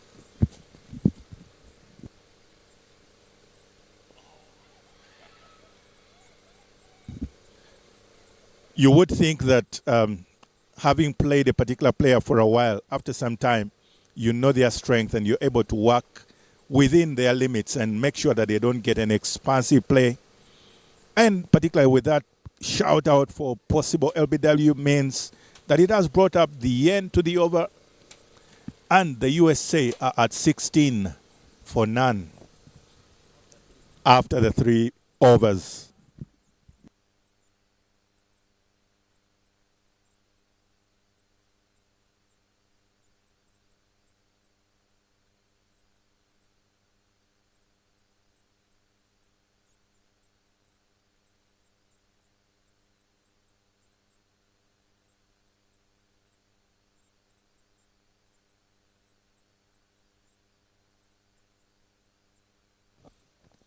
Consolate Aweko will continue from the airport end and she'll be bowling to Chetna. The lefty, not the natural matchup for Konsi, but let's see how she goes. Hit back down the ground with attitude, and that should race away to the boundary. The full bowler from Consolate Aweko given the treatment. That's what I'm talking about, Mike, that the matchup is wrong. I think the fielder down the ground for Consulate should be the long off rather than the long on. I would reckon so too, because there will always be that loose ball that will come out at the back of the hand and get, as you can see in that replay there, that really is tossed up right, subbed up for the throwdown, so to speak. Very good cricket. After the boundary, you get a single. Those are the things you learn when you're playing this game, when you're learning this game. Good cricket there from Chetna. I think that the tossed up ball there from Konse was really a buffet ball. Well, it serves up, as we've already explained, there is always that boundary ball. And it's worse when it is the first ball of the over. It means that at the end of the day, the opposition, all they have to do is just rotate the strike since they need only 5 and over. Cross the line, good gap, but Sarita very, very quick off the boundary. So they'll get just a 1 run.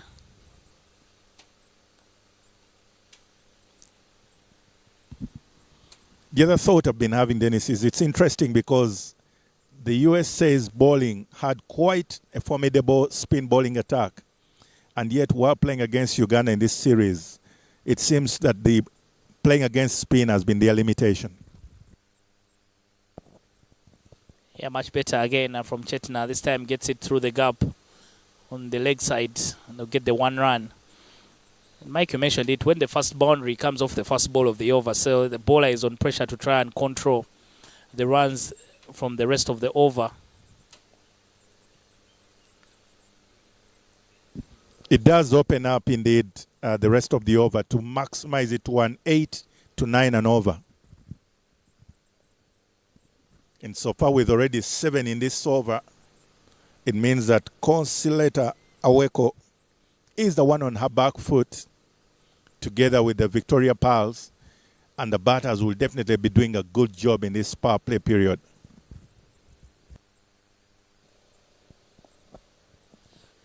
Forcing the issue there. Sign of they'll just get a 1 run, but a very, very decent over there for the Americans. They've been able to score a run off each and every ball. So it's 5 plus 1 boundary, make it 9 runs from that over. 24 for no loss after 4 overs. It's about 6 runs every over. Very good pressure here from the Americans on the hosts, Uganda. They will have to do something. One, first to break this partnership, but also to try and make sure that the Americans don't get over the line. And indeed, speaking of trying to break the partnership, once again it is the tried and tested Immaculate Naksui that her captain, Janet Mbabazi, will have to turn to try and come up with something in terms of picking up that dismissal. Because at the moment, this particular partnership is really going on comfortably.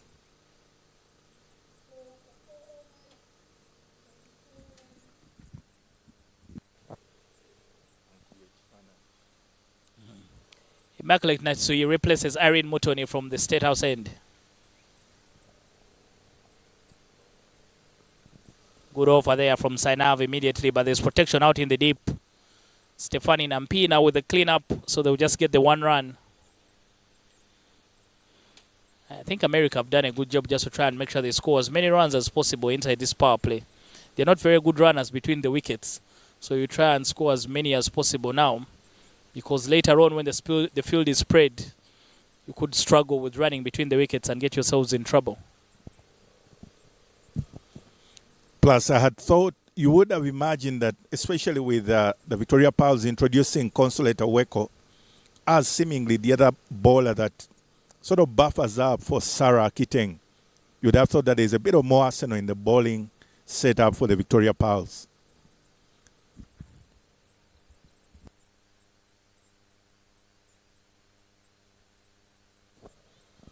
That one staying solo, and the finger goes up there from Nobata B. I think the batter surprised by the height of the ball. The ball stayed so low, yet she had already committed to the shot. She found herself in a bit of trouble. And the Ugandans get a wicket, something out of nothing. The Americans lose their first wicket after 25 runs. Yeah, that breakthrough wicket coming off almost a half-tracker, so to speak.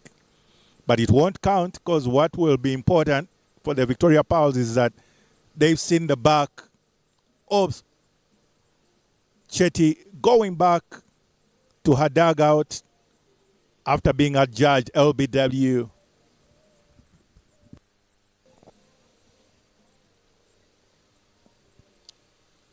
Yeah, the Ugandans will take that. Wasn't the best ball, but usually they say the bad balls get wickets. And that one has really made sure that the Ugandans can breathe a sigh of relief.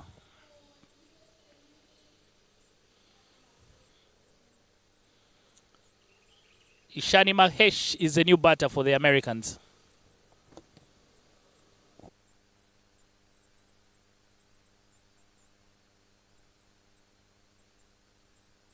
Very good placement there from the Ishani Mahesh. Some chasing to do for the Victoria Powers, and that chase will be in vain. She opens her count with the boundary. They're not taking the foot off the gas, the Americans, even in the first corners. Mahesh off the mark with the boundary. You must be a very ardent follower of the Formula One. But that is that extra boundary that keeps coming up in every over, even when seemingly there is no possibility. And this time it has come off, I think, the third, fourth ball.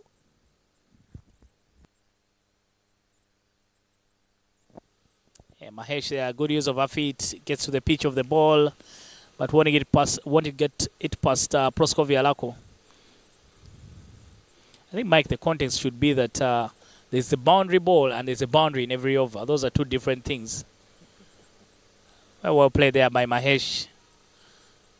And you see the Americans, the application and the attitude different. Today, every time they get a boundary, they're looking to get a single right next. They're not looking to try and hit another boundary. Very clinical stuff indeed.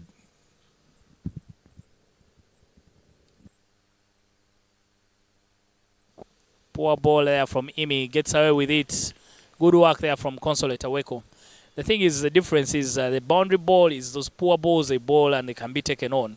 But a boundary every over could be because the batter has manufactured a shot. So those are two different things. But after 5, 30 for 1 after 5 overs.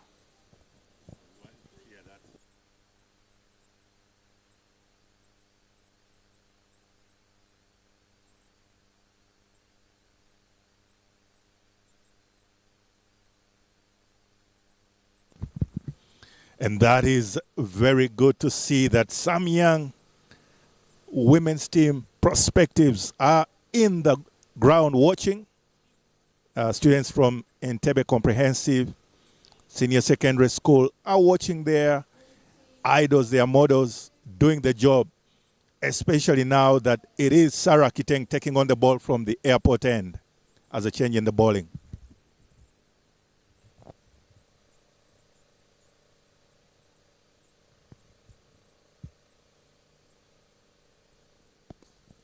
Sarah Kiteng has been phenomenal with ball in hand throughout the whole tournament. 13 wickets to her name. Imagine those schoolgirls. I think one of them, what a story it would be if one of them in future is putting on the yellow for the Victoria Pearls.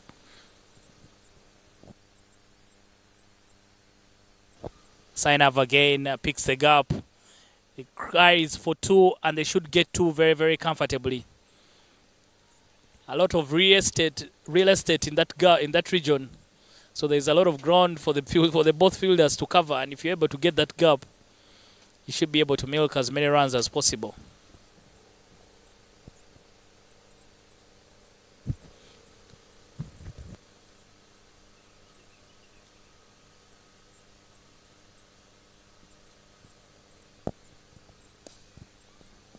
Again, it picks the gap. But this time Alako comes around, does a cleanup. They turn down the second. Very good work there from Alako. Sainav looking very, very interested today. Indeed, a lot of intent in her approach and actions. But also what is interesting is the way she intentionally hit that over the inside ring fielder at short mid-wicket. A good offer. That's what we spoke about, Mike, that if you can hit the ball straight, that's a very good percentage shot. You easily find the gap rather than trying to go across the line. Getting a good offer there from Mahesh. Pressure on the Ugandans. They need to find something to control the flow of runs.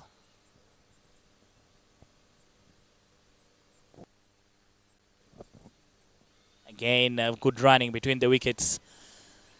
Caught napping Esther Iluku. She was standing on the ring. Did move in with the bowler, so they're able to pick that 1 run. I would wonder if in her defense she would say she's been behind the wickets all through the series and today's change as a fielder will affect her concentration? I think it's just the awareness for her. Again, over the infield, this time they'll just get the 1 run. Good stuff there from Malako. You see again, even in the replay, if you could just see it again, for us, we have the privilege of watching everything on the ground. Iluku just stands on the ring instead of realizing that there are people behind her, so she can't be able to step up without worrying about the ball being hit over her head. But that concludes the power play for the Americans, and a good power play. And they've been moving at 6 runs every over. It's 36 for 1 after 6 overs.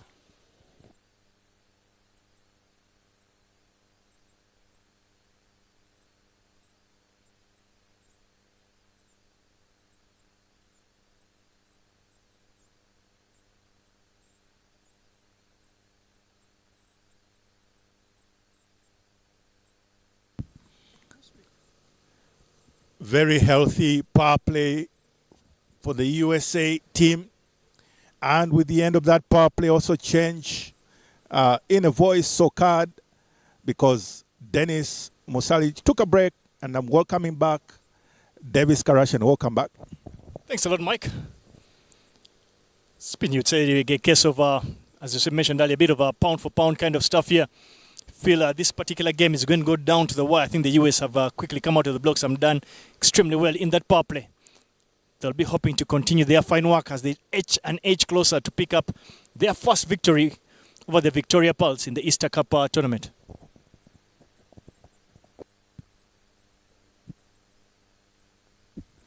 Indeed, you called it, Dennis, because, Davis, I beg your pardon, because as it stands at the moment, they seem to have picked up all the lessons in the previous games, and they are acting as a unit that has adjusted all the screws and bolts and nuts to make sure they deliver their best punch in this final game.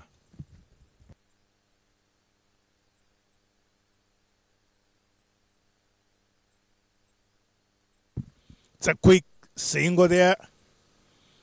Bit of a misfielding action, but that was a big turn on that particular ball, because wicketkeeper Kevin Awino wasn't in the best place to see how that ball was turning past the batter, and only Consulate Aweko is able to just recover it, still to the expense of the single taken plus the wides. 2 runs added for the USA.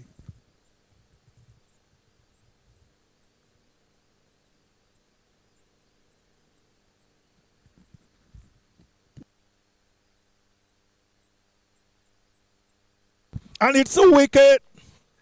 Just as everything seemed to be going smooth for the USA women, it is a dismissal, and it will be the aggressive Kambapali sign-up who is having to walk back to the dugout, because, again, another sort of short ball has resulted in a wicket, and it is Esther Iluko who completes a catch at short mid-wicket.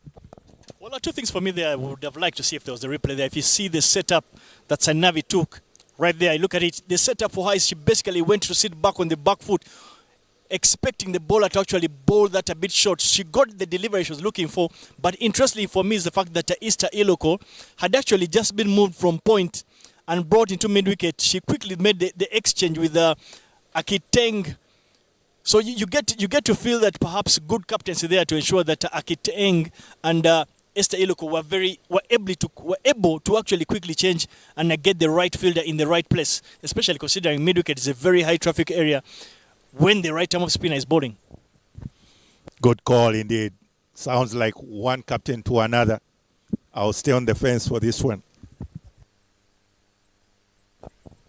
Yeah, well, I think it's a good passage of play, and I like the fact that the Victoria Pulse have brought in that fielder at long off into literally mid-off to try and ensure they do not allow an easy single to get taken up by the batter that has just walked on.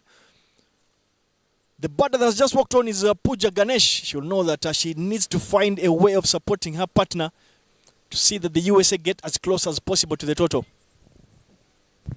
A bit of a freebie there. Welcome freebie from Immaculate Nakisoi, allowing Pooja Ganesh to definitely pick up her opening account for her scoring. But the previous ball there is what was interesting.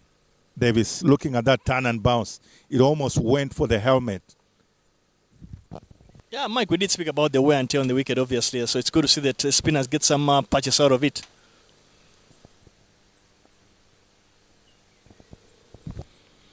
It's another dot ball to complete that particular seventh over. And it will be 41 for 2, the USA, after the 7 overs.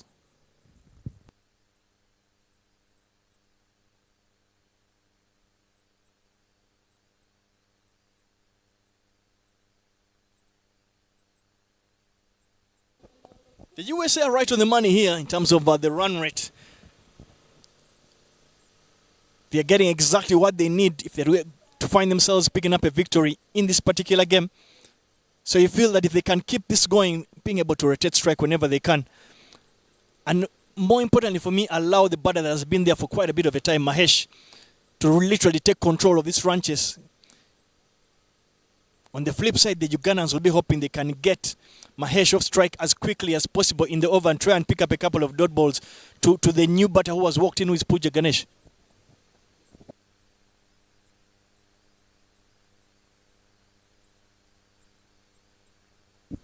Sarah Kiteng will definitely look to be more defensive for her own fielding of her bowling, because as a common saying is that the spinners are the best fielders on a pitch, and also the batters will be aggressive at any given point. But that will mean the single is the rotational strike you were talking about. Maybe it's a strategy? Strategy, yes. I want to think if it was probably the mid off or the long on field, they would probably come in long on and long off to try and not give the new batter a single. But that's not been the case. But Mike, yet again, when you look at the quick combo of the two batters out there, Mahesh and Ganesh, the synchrony in that, a lot of the fans from the USA will be hoping that that is the partnership in synchrony that can actually get them as close as possible to picking up a victory this afternoon.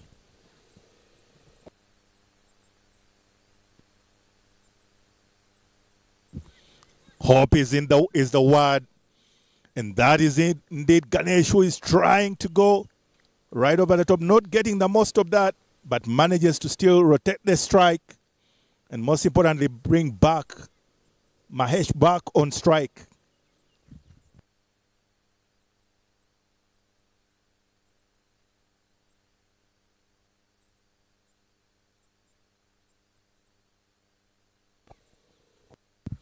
It's once again that single past the bowler. And so far the 3 singles off the over.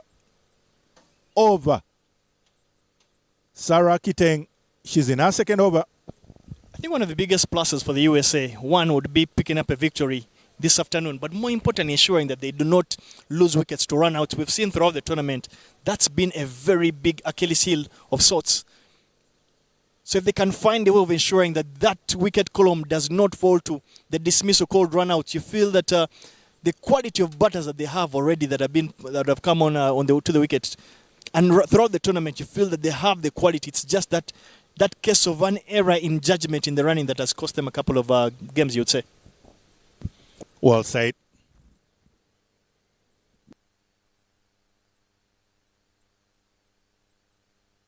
And that is again the big hit right over the bowler to pick up another single, which will imply that those are already the 5 singles in the over.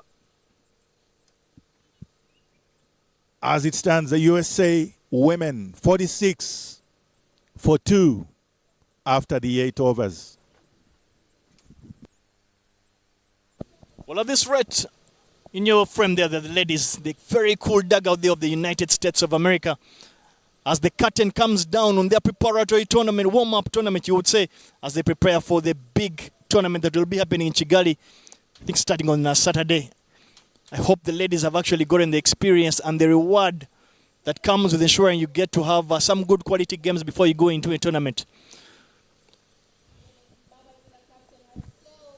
It will be Janet Mbabazi taking on the reins and saying she has to do the job.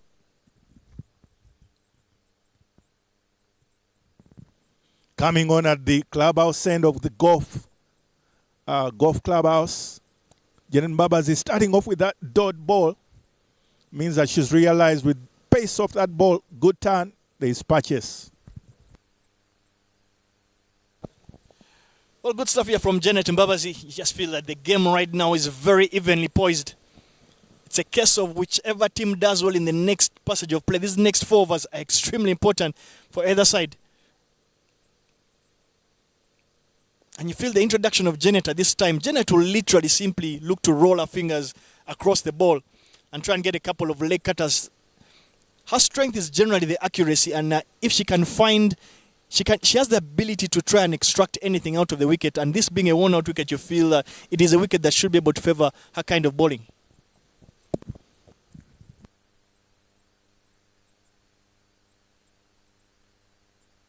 It's quick running between the wickets there from both Ganesh and Mahesh.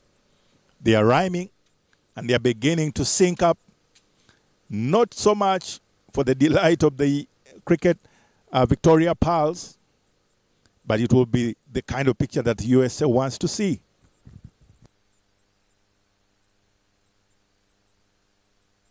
That's a very well-gapped one from Mahesh, and just picking up a couple of runs because it's a very valiant fielding effort right at the boundary from Immaculate Nakisoi, and that also to a bit of a detriment to her person because she picked up a bit of an injury in the process.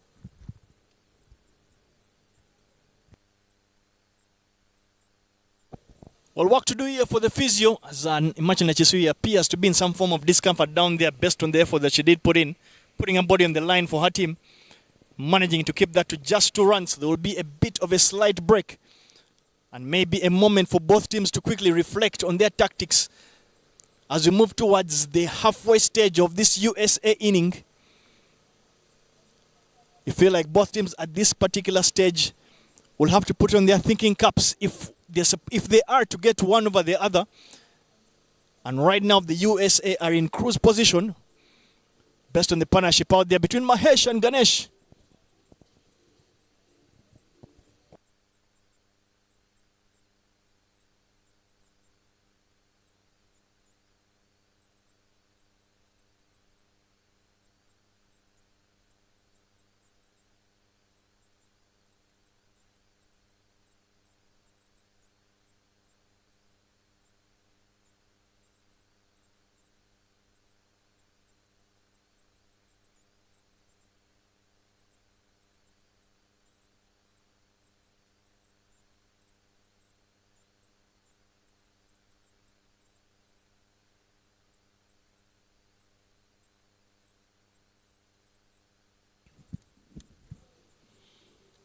Some good bit of patchwork done there to the particular player that Immaculate Nakisoi is. Always a big-hearted player, always putting in the hard yards for the team. And it's good to see that she's up, walking and about thanks to the physio and his expert hands that are able to give that particular treatment that is needed. And right now, Janet Mbabazi could take advantage of the little break that happened and try to get that psychological wicket.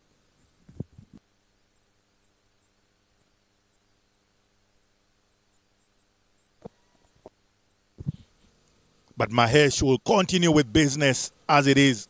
And indeed, as my co-commentator has already mentioned, it's been a bit on the ascendancy for the USA women, finishing up the 9th over on 51 for 2. USA women.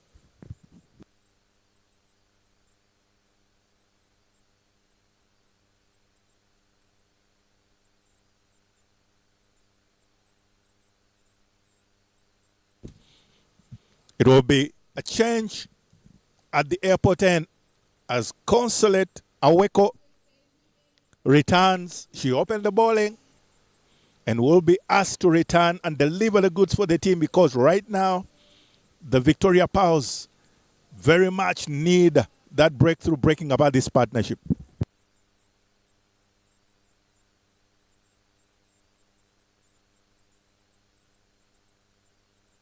That was a close one indeed. A bit of a wrong one, because you would have thought it was going to turn towards the off-stump bail, but just manages to miss all the stumps.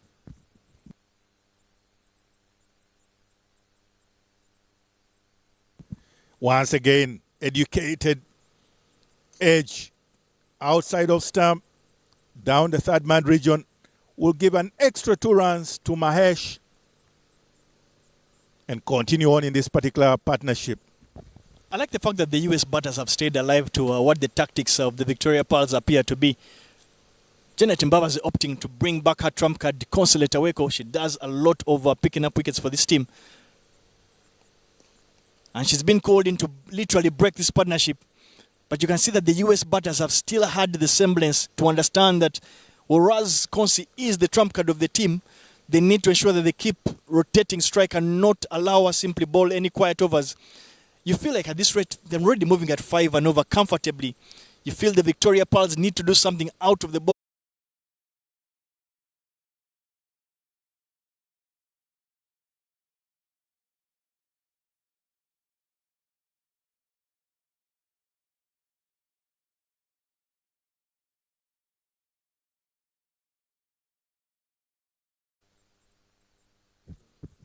There will be also bowling change from the Golf Course Clubhouse end, as Immaculate Nakisoi, having previously injured herself in her fielding effort, will be asked to come on.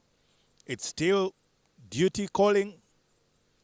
She'll come on and try to bowl with a strategy of right arm around the wickets.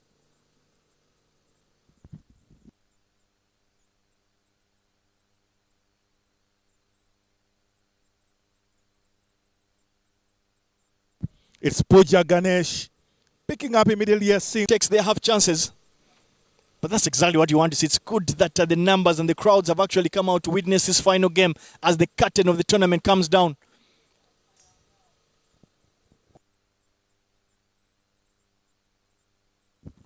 It is once again a good areas that Immaculate Nakisoi will look to keep the batters quiet.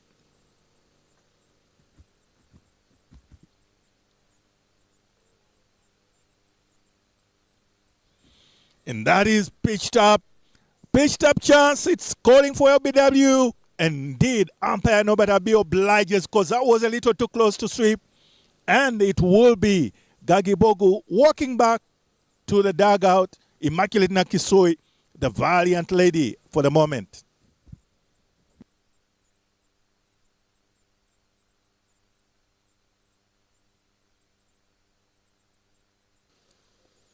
We're not able to actually see the line, but I guess that's why we're in the comms box and the man out there in the red top and black trousers, Nobody B, has to do the hard work. But the US have lost 2 wickets in a very short space of time, with not too many added between that partnership. So you feel that Ganesh just simply needs to find a desiring partner on the other end. They can put together a partnership of about 20 runs.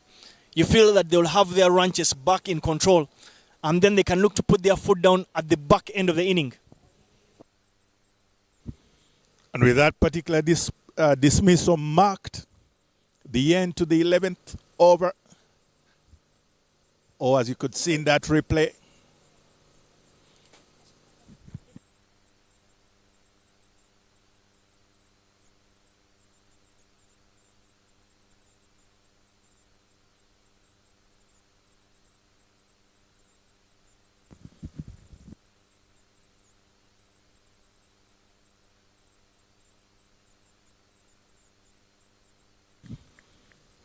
in the meantime, also there was a change from the airport end as Sarah Kiteng returns to replace Consolate Aweko, who did her job as the breakthrough bowler picking up that wicket. Means that indeed the Victoria Pearls are a bit in a place of favor at the moment.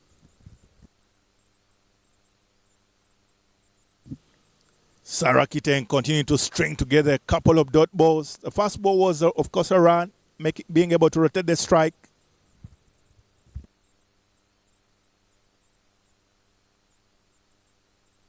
And that is, again, emphatically pulled all the way to the square leg region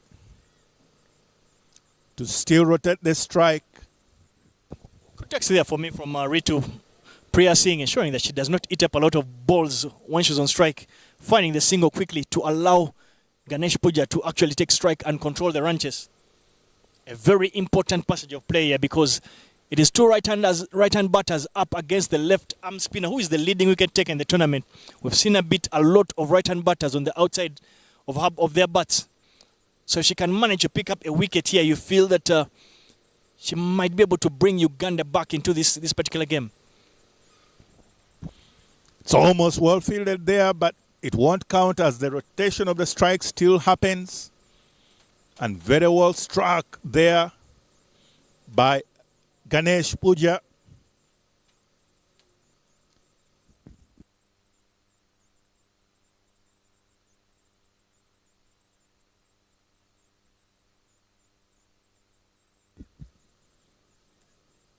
Very well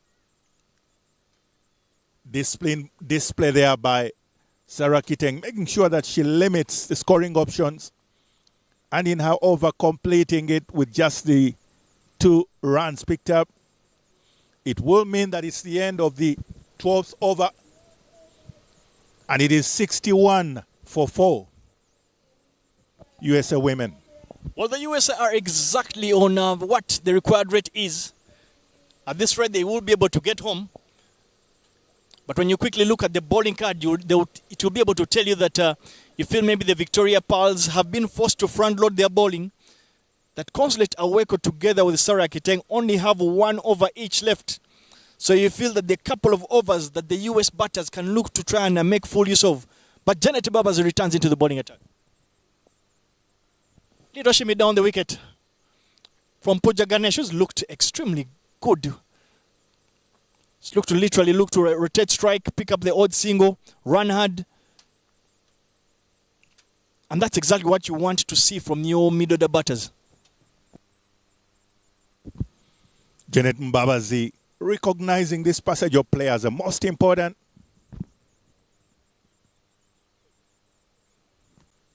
By most important meaning that it is the period that will either make or break the Victoria Pearls back in this run defense, because Ritu Priya Singh is in the mood.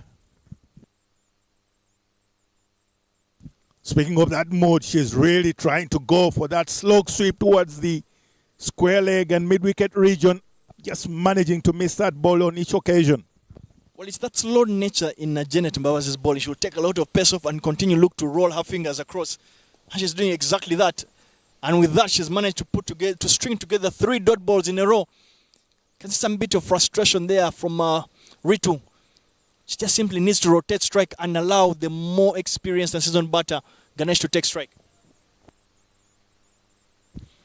And the search continues on, because Janet Mbabazi has just found her range, just pitching that ball in that particular area where it is asking the questions whether to come out onto the double step or look to just touch that ball to rotate the strike.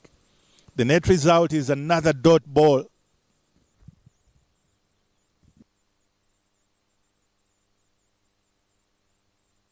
It's a quick single taken. Chance of a run out, not taken.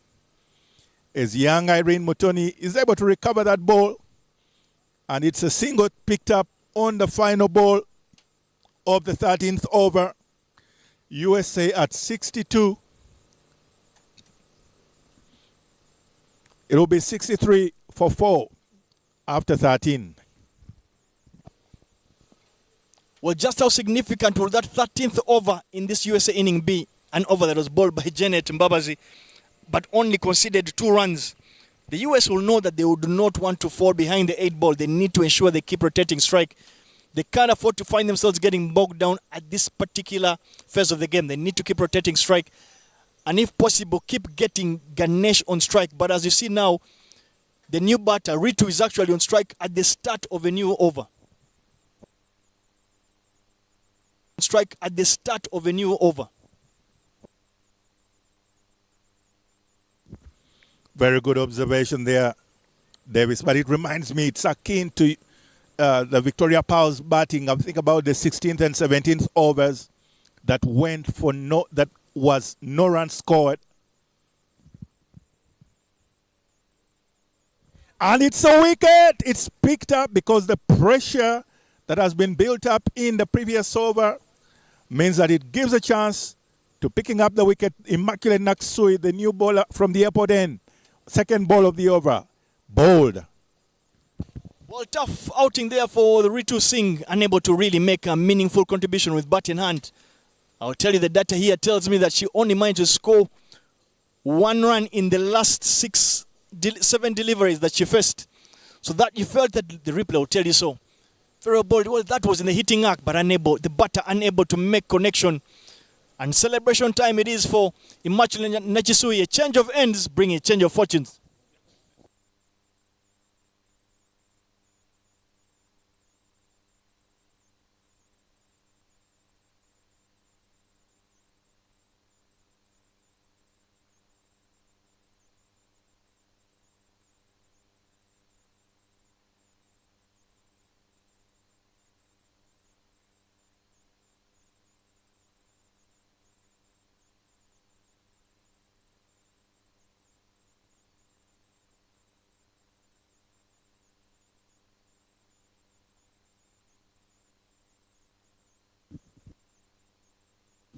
The new batter in for the USA women, Apana Gurmulti, quickly able to pick up that single and allow the most seasoned batter to come back on strike, Pooja Ganesh. And it continues on the rotational strike. It seems to be a change in the story. The tale will now be that the US is back to the rotational strike, because the 2 consecutive balls following that dismissal have been the 2 singles.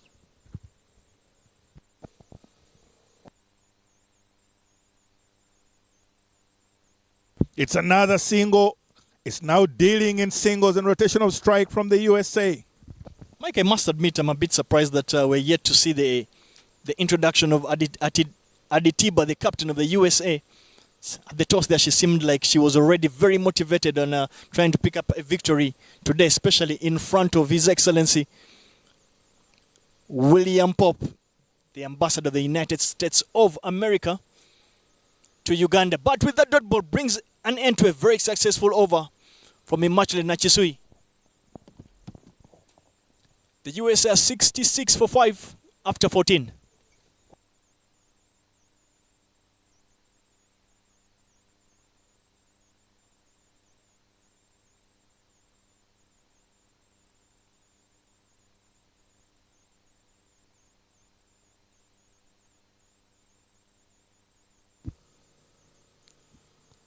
Janet Mbabazi, having been the enforcer, pressurizing the USA women, will continue at the golf course clubhouse end, bowling to the new batter in Apana Gurmulti,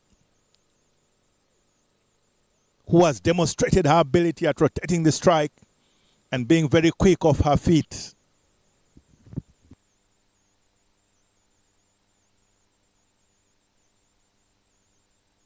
The story of the dot balls will seemingly continue so far, as Janet Mbabazi has definitely found the particular areas to bowl.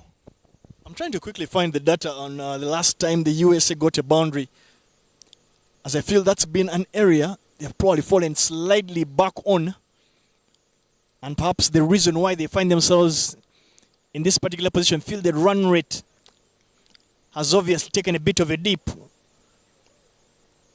together with the fact that they've lost a couple of wickets in clusters. So they need to find some able partners out there, someone who can stand and hold fort with Ganesh. And that will be the width not preferred by the batter and adjudged as a wide ball, because Janet Mbabazi has definitely found the particular areas to bowl. It's another touch and run right through the cover period regions. Janet Mbabazi had wanted a more valiant fielding effort from Proskovia Lako, but it will be the single taken, allowing for Pooja Ganesh to return to the strike.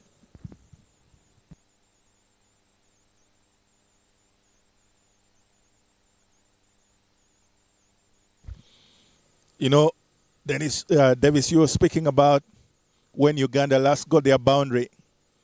It will be very interesting to see what the stats are saying.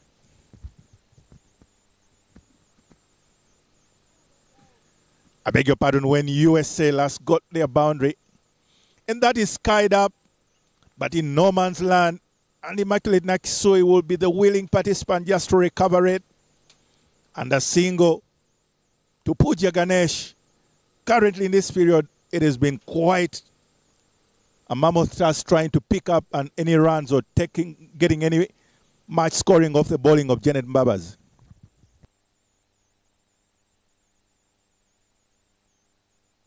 It's another wide, a bit of an over that is desirable for the USA women, although they would want to see the runs coming off the bats.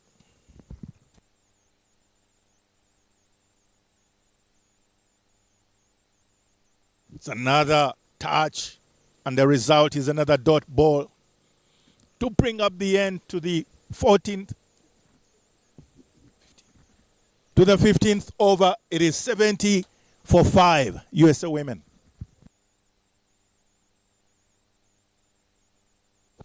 Well, if you're watching from wherever you are, the game has come down to the final 30 deliveries. The United States of America are 32 runs away from picking up a very important and historical victory against the Victoria Pearls on home soil. Very evenly poised match it is. And there is a change in the bowling. As Immaculate Nakisui takes a break and Sarah Kiteng comes back for her 4th and final over in her spell. But with that bowling change, there is a change in the comms box as Michael Grace Ndiko takes a break. I welcome Ivan Sajabi. Ivan, welcome back. What have you made of the proceedings so far?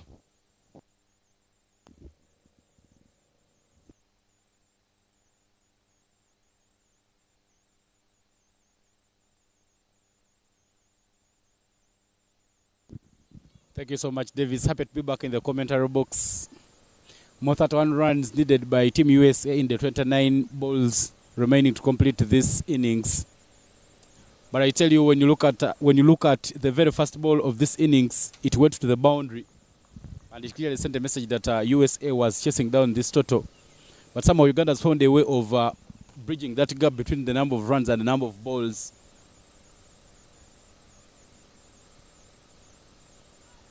And somehow the game is swinging in the favor of Uganda. But USA also have a chance of snatching this game away. They are yet to pick up a victory against the Victoria Pearls, and they will require more 30 runs to pick up the victory.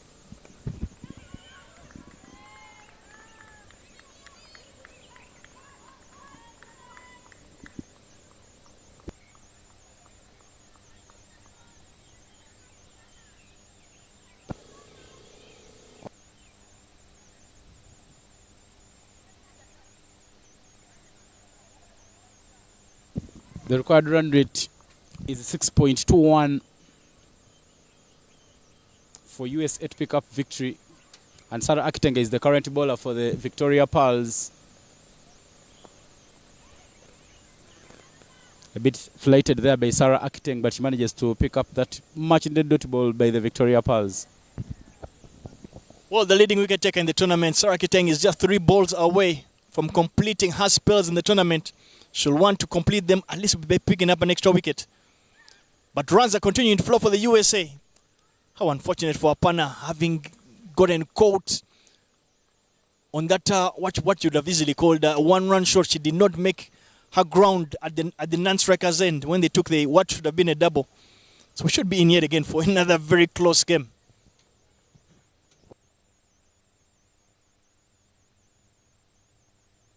To get full access of that ball, Sarah Akitenga maintaining a very good economy for the Victoria Pearls. Left arm round as she wraps up her spell with the dotty ball.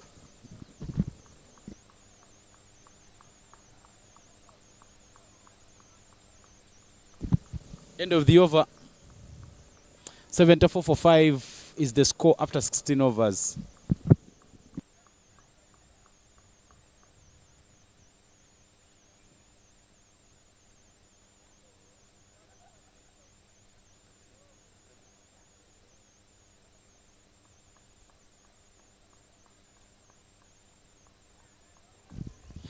Every over that goes by, Uganda makes sure that they make the asking rate for USA go up. In the previous over it was 6 and now it is 7 because USA needs 28 runs from 4 overs, 24 balls, and Janet Mbabazi returns for the Victoria Pearls. She doesn't bowl it quick to the batters.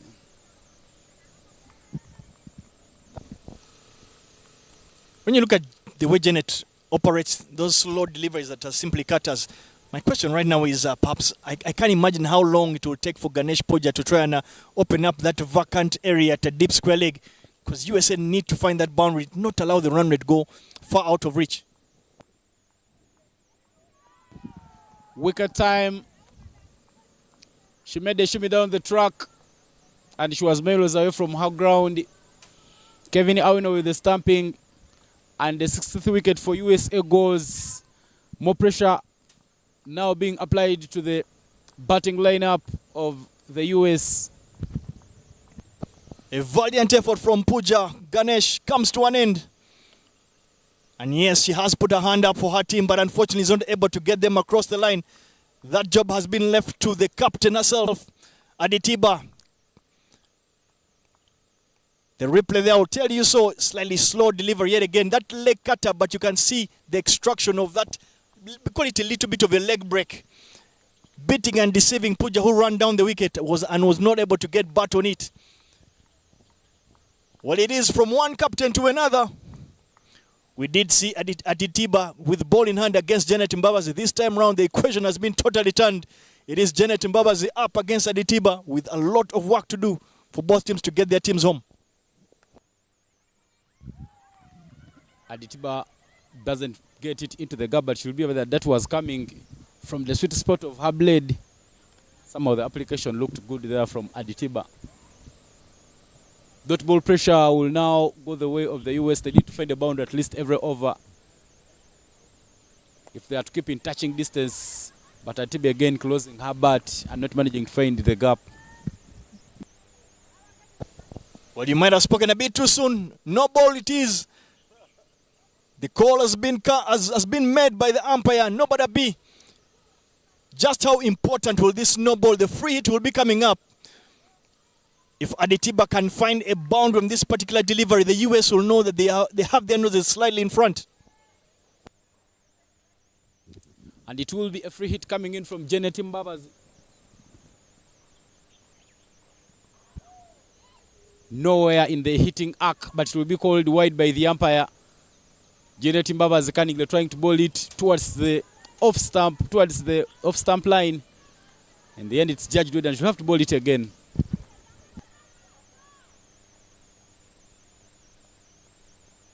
Not a bad idea there from Janet Mbabazi. Making sure she doesn't bowl it close to the batter. She goes, but manages elevation and not distance. The catch will be taken, but it will not be a wicket because it was off a free hit.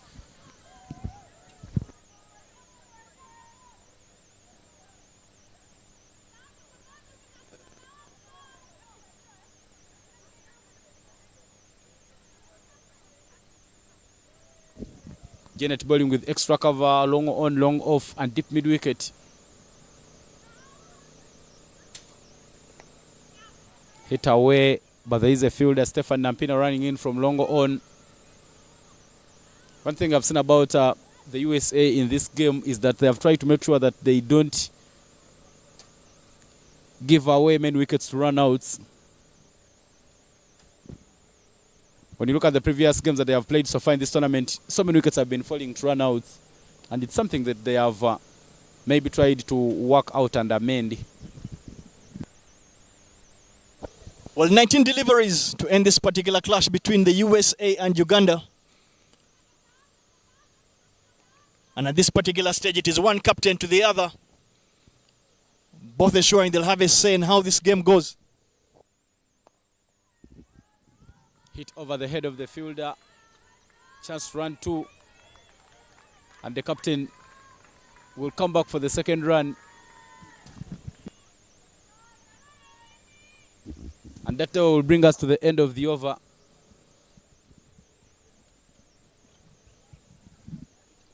$81 for 6 is what the scoreboard reads as we come to the end of the 17th over.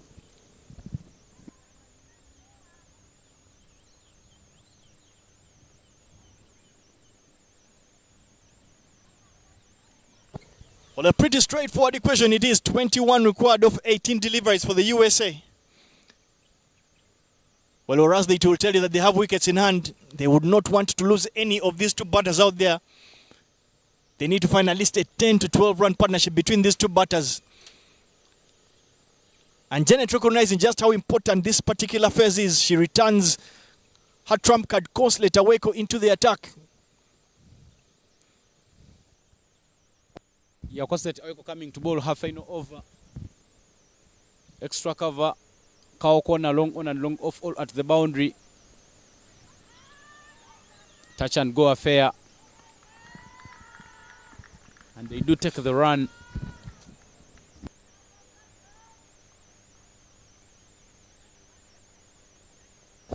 "20 of 17 deliveries." You feel that the USA are simply one boundary away to get it down to a running ball. And now you see the changes being made in the field. The fielders at the boundary now move closer to the rope. Long off to be specific. Tries to create room and hit that one down to the sweeper. Nearly running herself into traffic. And the umpire raises up the finger. Apana was interested in taking the second run, but it was turned down by her captain. In the end, she could not make her ground. A throw from Sepan Nampin at extra cover. And another wicket goes for the US. Sad way to lose that wicket. A run out is exactly what the doctor would not have ordered.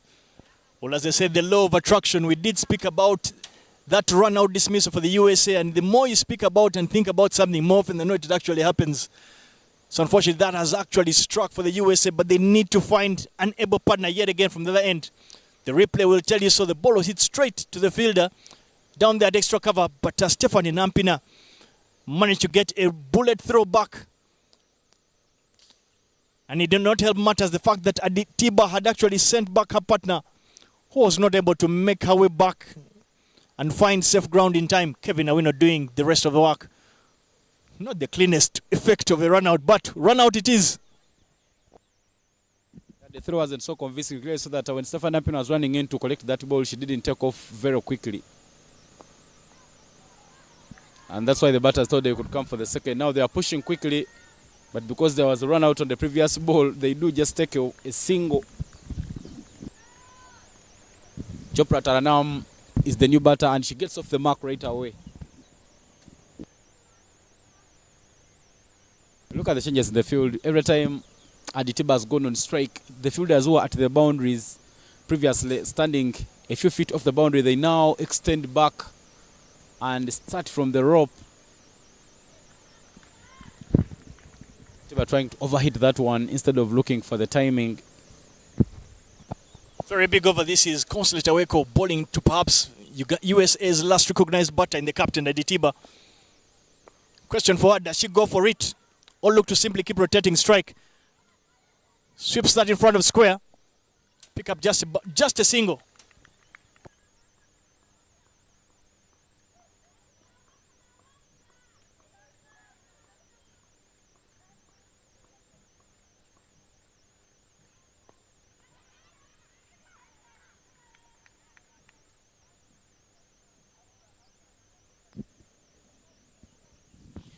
End of the over and end of Consulate Aweko's spell. 85 is what USA has at the moment. They need more 17 from 12 balls to pick up victory.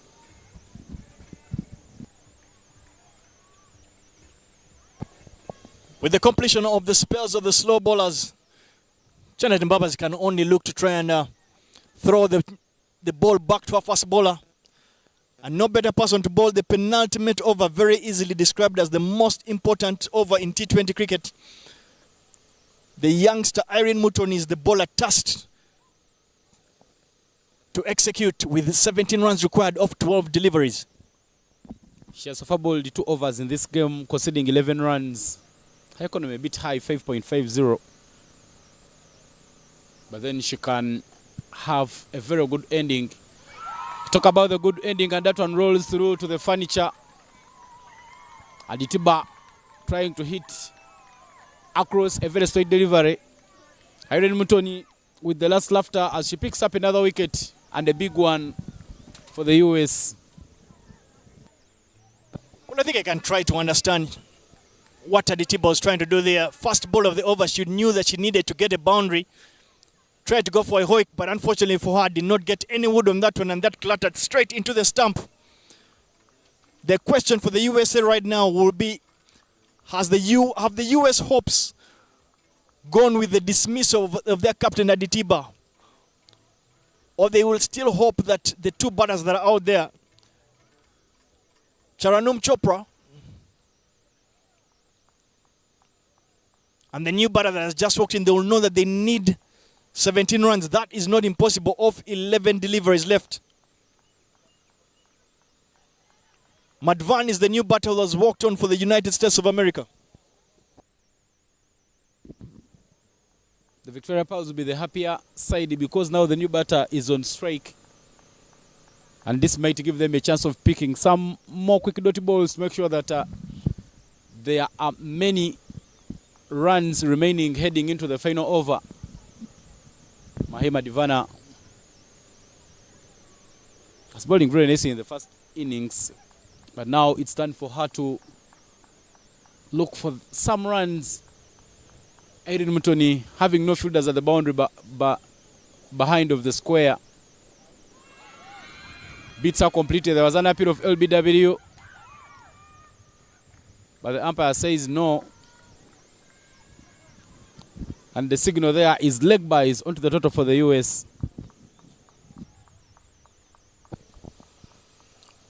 Well, that is the range of opportunities that have come with this tournament, to see that a youngster, Irene Mutoni, is actually being given the responsibility to bowl a very important penultimate over for her team. And so far, she's looking like she's delivered. Yet to concede a run, but more importantly for her, she's picked up the prized wicket of Entebbe. So you feel that she's done well so far, but the US will know that they still will have a bit of a chance. Slight or not, chance is what they will take.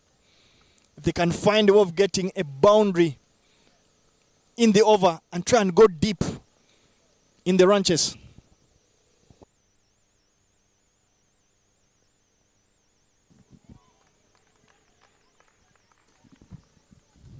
Taranum not managing to get that one onto her blade.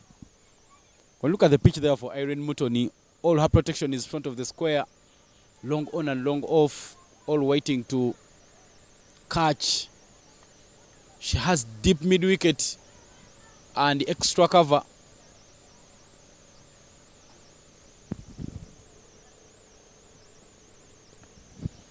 That one is sliced and it rolls onto the boundary.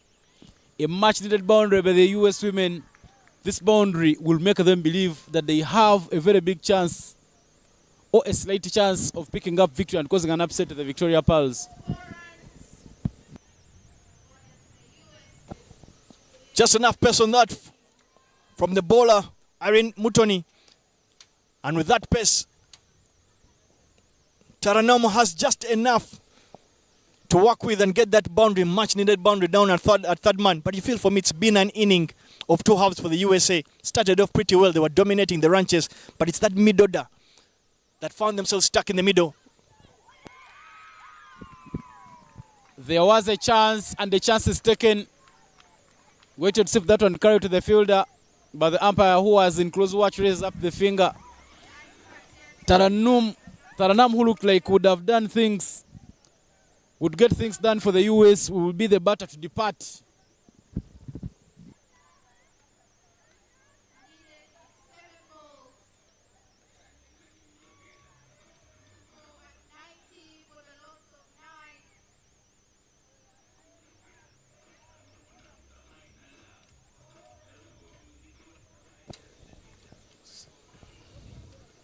Very good action there from Irene Mutoni. Balls that in the slot, but the batter is unable to get much under it, and a very well completed. 90 runs, and the Victoria Pearls, 90 runs, and the Victoria Pearls will have this as their celebration moment.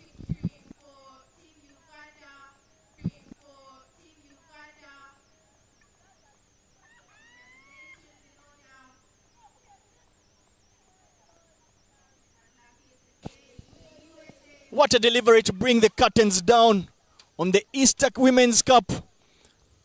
And the youngster there, Irene Mutoni, picks up 3 scalps in that penultimate over, a very important over to bring the victory home for the Victoria Pearls. The contest appeared to be very close, but it's that final phase of play in the inning of the USA that did not come good for the USA. That is where the questions that need to be answered very quickly for the USA as they head to Kigali, Rwanda for the Challenge Cup in a couple of days. But looking at the card, the summary there will tell you that it is the top order of the USA that actually look to challenge the batters in the ranches. But the USA winning the toss, selecting to bowl first. Janet Babas led from the front, got 31. Musamali 21. Esther Eloko got 14. The pick of the bowlers was Madvan, who picked up 3 for 13.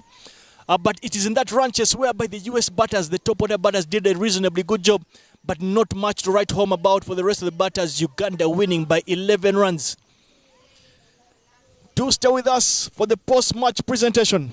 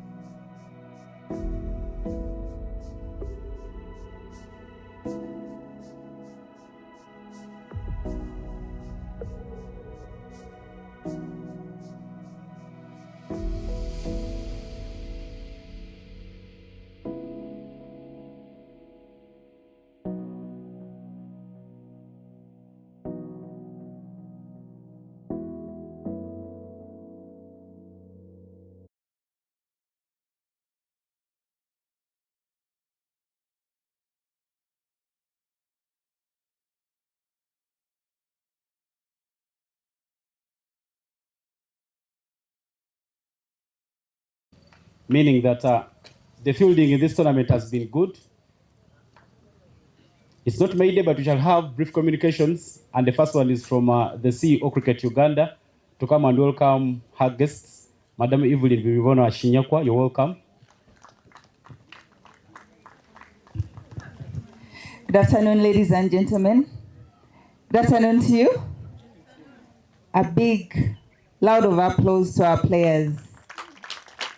Thank you very much for working together. I've seen the teamwork, and I know you're developing talent. You're growing.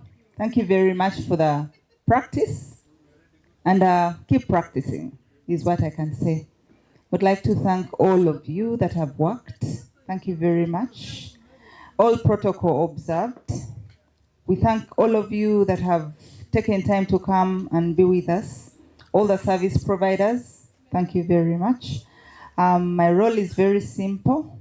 I would like to invite the chair, the boss. I appreciate all the board members around.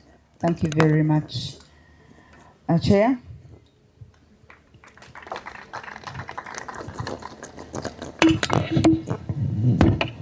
Good evening, everyone. Our dear visitors, Team USA, our Lady Pals, well done on the games that you've won today and the games that you've played over the course of the week. To our fans, to our stakeholders, once again, thank you for supporting the game of cricket. We'd like to thank, in a special way, Team USA. You gave us opportunity to come and give some game time to our team. We appreciate. Never mind the result, it is a process. And we believe the time that you have spent in Kampala is worthwhile in Rwanda in a few days' time from now. Go play the hard cricket that you can play. Make your country proud. To the guys back home here in Uganda, the Lady Cranes or the Pearls, once again, so many lessons. You've been tested. There's a lot to be tested. To the coaching staff, well done. There are people who are never mentioned in all this, the groundsmen. Thank you so much for giving us the beautiful cricket that we have seen over the time that we have been in Entebbe. To the guys who have provided us with security, Mr. Azua, where is he? He was around. Thank you so much for everything. We haven't had any issues with our security. And I believe at the hotel, you've had the best service. Our apologies where we didn't go right. Please take it upon us. To our board members, my secretary, Mr. Dennis Musali, the women's representative, Lelia, wherever she is, where's Lelia? Lelia is in charge of women. We thank her so much for giving us these games, and we believe this is not the last time Team USA is coming to Uganda. Whenever you have games or you want game time, please let us know. We can always give you the support. To the ladies, please continue performing. We believe this is just the start of the so many series that you'll be in this year. We have a youngster in the team. I believe for you, it is the start of the many games that you're going to play. Continue with the discipline. And I believe your talent will take you to lots of places, but the discipline will be very important. CEO and the team at the Secretariat, thank you so much. To the organizers, the guys with the mics who have done the commentary, the TV guys, the Fourth Estate, Mr. Batanud and the team, Mr. Oboy, thank you for the sounds. And to the ground people here, Lorenzo and the team at the bar and the restaurant, thank you so much. Have a good evening, and journey masses to Team USA. Thank you. Thank you, Chairman and CEO, for those remarks. I'd love to invite the manager for US to come and give us a few remarks. How have you felt Uganda? How was the hospitality and everything? Madam Celeste Ditoy. Thank you. First of all, we would like to thank Josh and his team for hosting us, everybody from the ground staff to the umpires, the liaisons, everybody behind the scenes for putting together this fantastic tournament. Thank you for extending the kindness and the hospitality that we've experienced throughout this tournament. It was really good. To Team Uganda, really well played. Thank you for the games and the spirit of cricket that you played those games in. We are looking forward to the future and building on this experience between the two countries. Manager, before you leave, let me invite the CEO of Cricket Uganda to present a memento to you.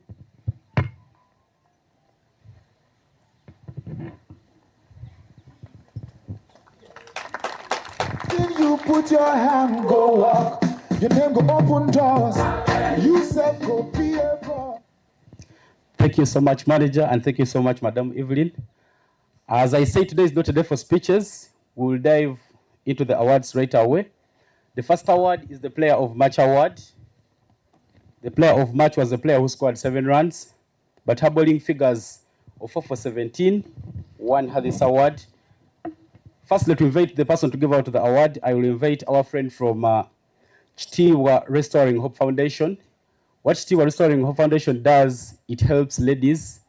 For example, if you're a single mother or you had issues, C-section and such in that category, this is their brand and communications ambassador. Her name is Martha Kemigisha, and the player of match is Immaculate Naksui.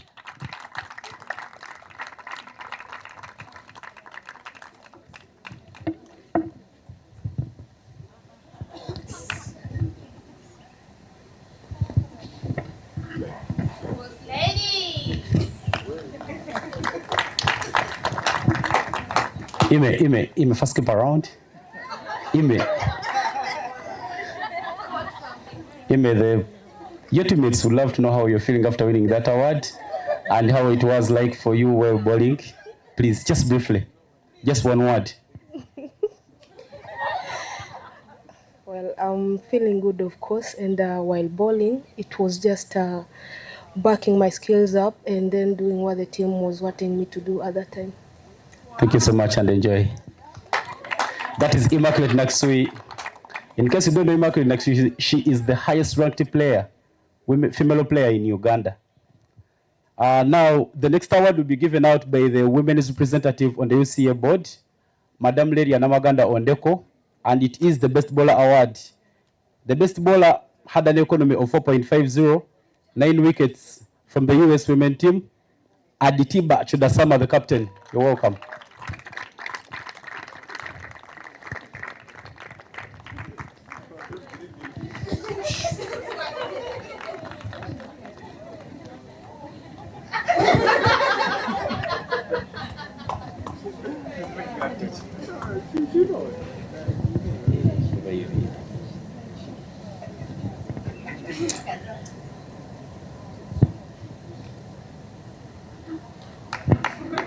Aditiba, first come back and take a single.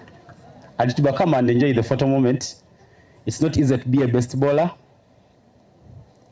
Make sure you smile for the camera.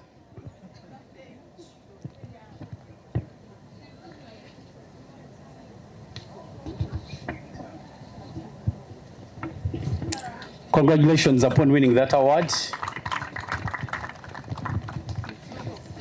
The next award is the Best Batter Award.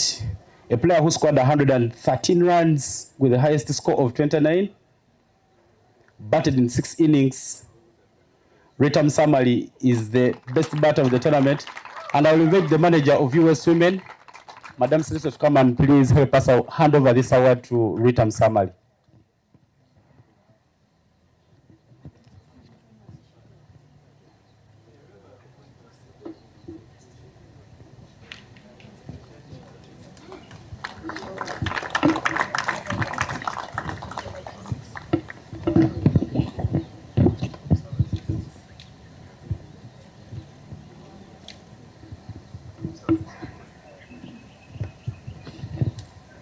Congratulations, Rita. The next award is the MVP award. A player who scored 391 points, 4 matches, 6 fielding dismissals, 6 points and 312 points bowling. To give out the award is Madam Rita Tinka, the only lady who owns a cricket club in Uganda, and that's Pioneer Cricket Club. And the most valuable player of the tournament is Sarah Akiteng.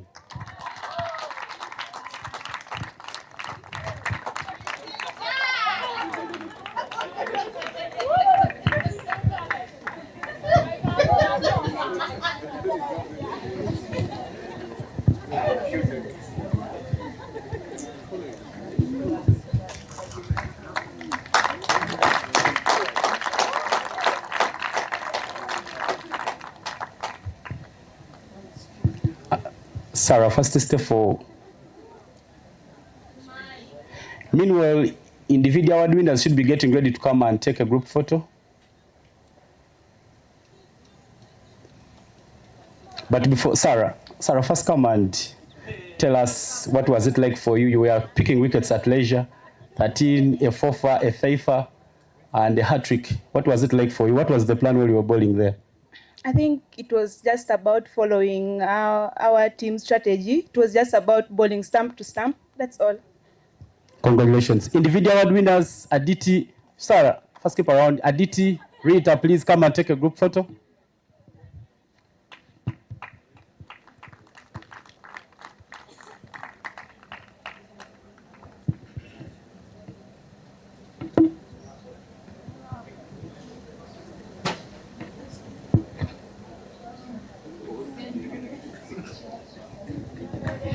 Congratulations. In a very special way, I'd love to appreciate all the volunteers of this tournament and wish Team US all the best in Kigali as you go take part in the ICC Women's Challengers Trophy. They have the first game this Saturday and they will be taking on Nepal at 1 p.m. at the Gahanga ground. We wish you all the best. And the next and final award will be the Winners Award. I would love to invite Madam CEO and the chairman to come and hand over the medals. Team Uganda, please come with the captain at the back, receive your medals and the trophy. DJ, you can give us some champion music as they do come.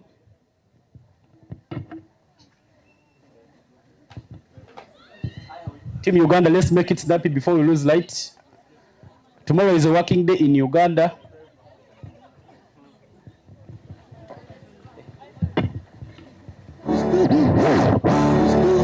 To be the best, number one and nothing less. Lead me to my destiny. I have waited patiently. I have vision on me, so stand up for the champions, for the champions. Stand up, stand up, stand up. For the champions, for the champions, stand up. For the champions, for the champions, stand up. Congratulations to Victoria Pals upon winning the Easter Women's Cup. Make sure that you fit in the teardrop. Sorry, the backdrop. Hey, management team, please come and receive your medals. Sorry, it's a backdrop. It's getting close. You can remove the medals and you put them on so that you look good for the cameras. Because we have our strengths and weaknesses. Oh, I have vision, can't you see? I'm on the move. Please come forward and receive the trophy. Stand up for the champions, for the champions. Stand up, stand up. Congratulations, VPs.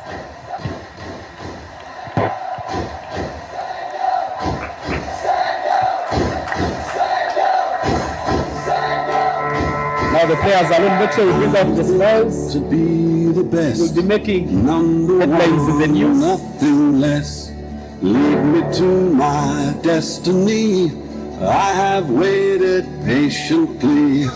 I have vision, though I believe. I know I can count on me. So stand up for the champions, for the champions. Should I have got energy in that? Stand up. Stand up for the champion. Congratulations, ladies, DJ. Ladies and gentlemen, we've come to the end of the closing ceremony. Departure is at leisure. My name is Evan Cyprian Sajabi.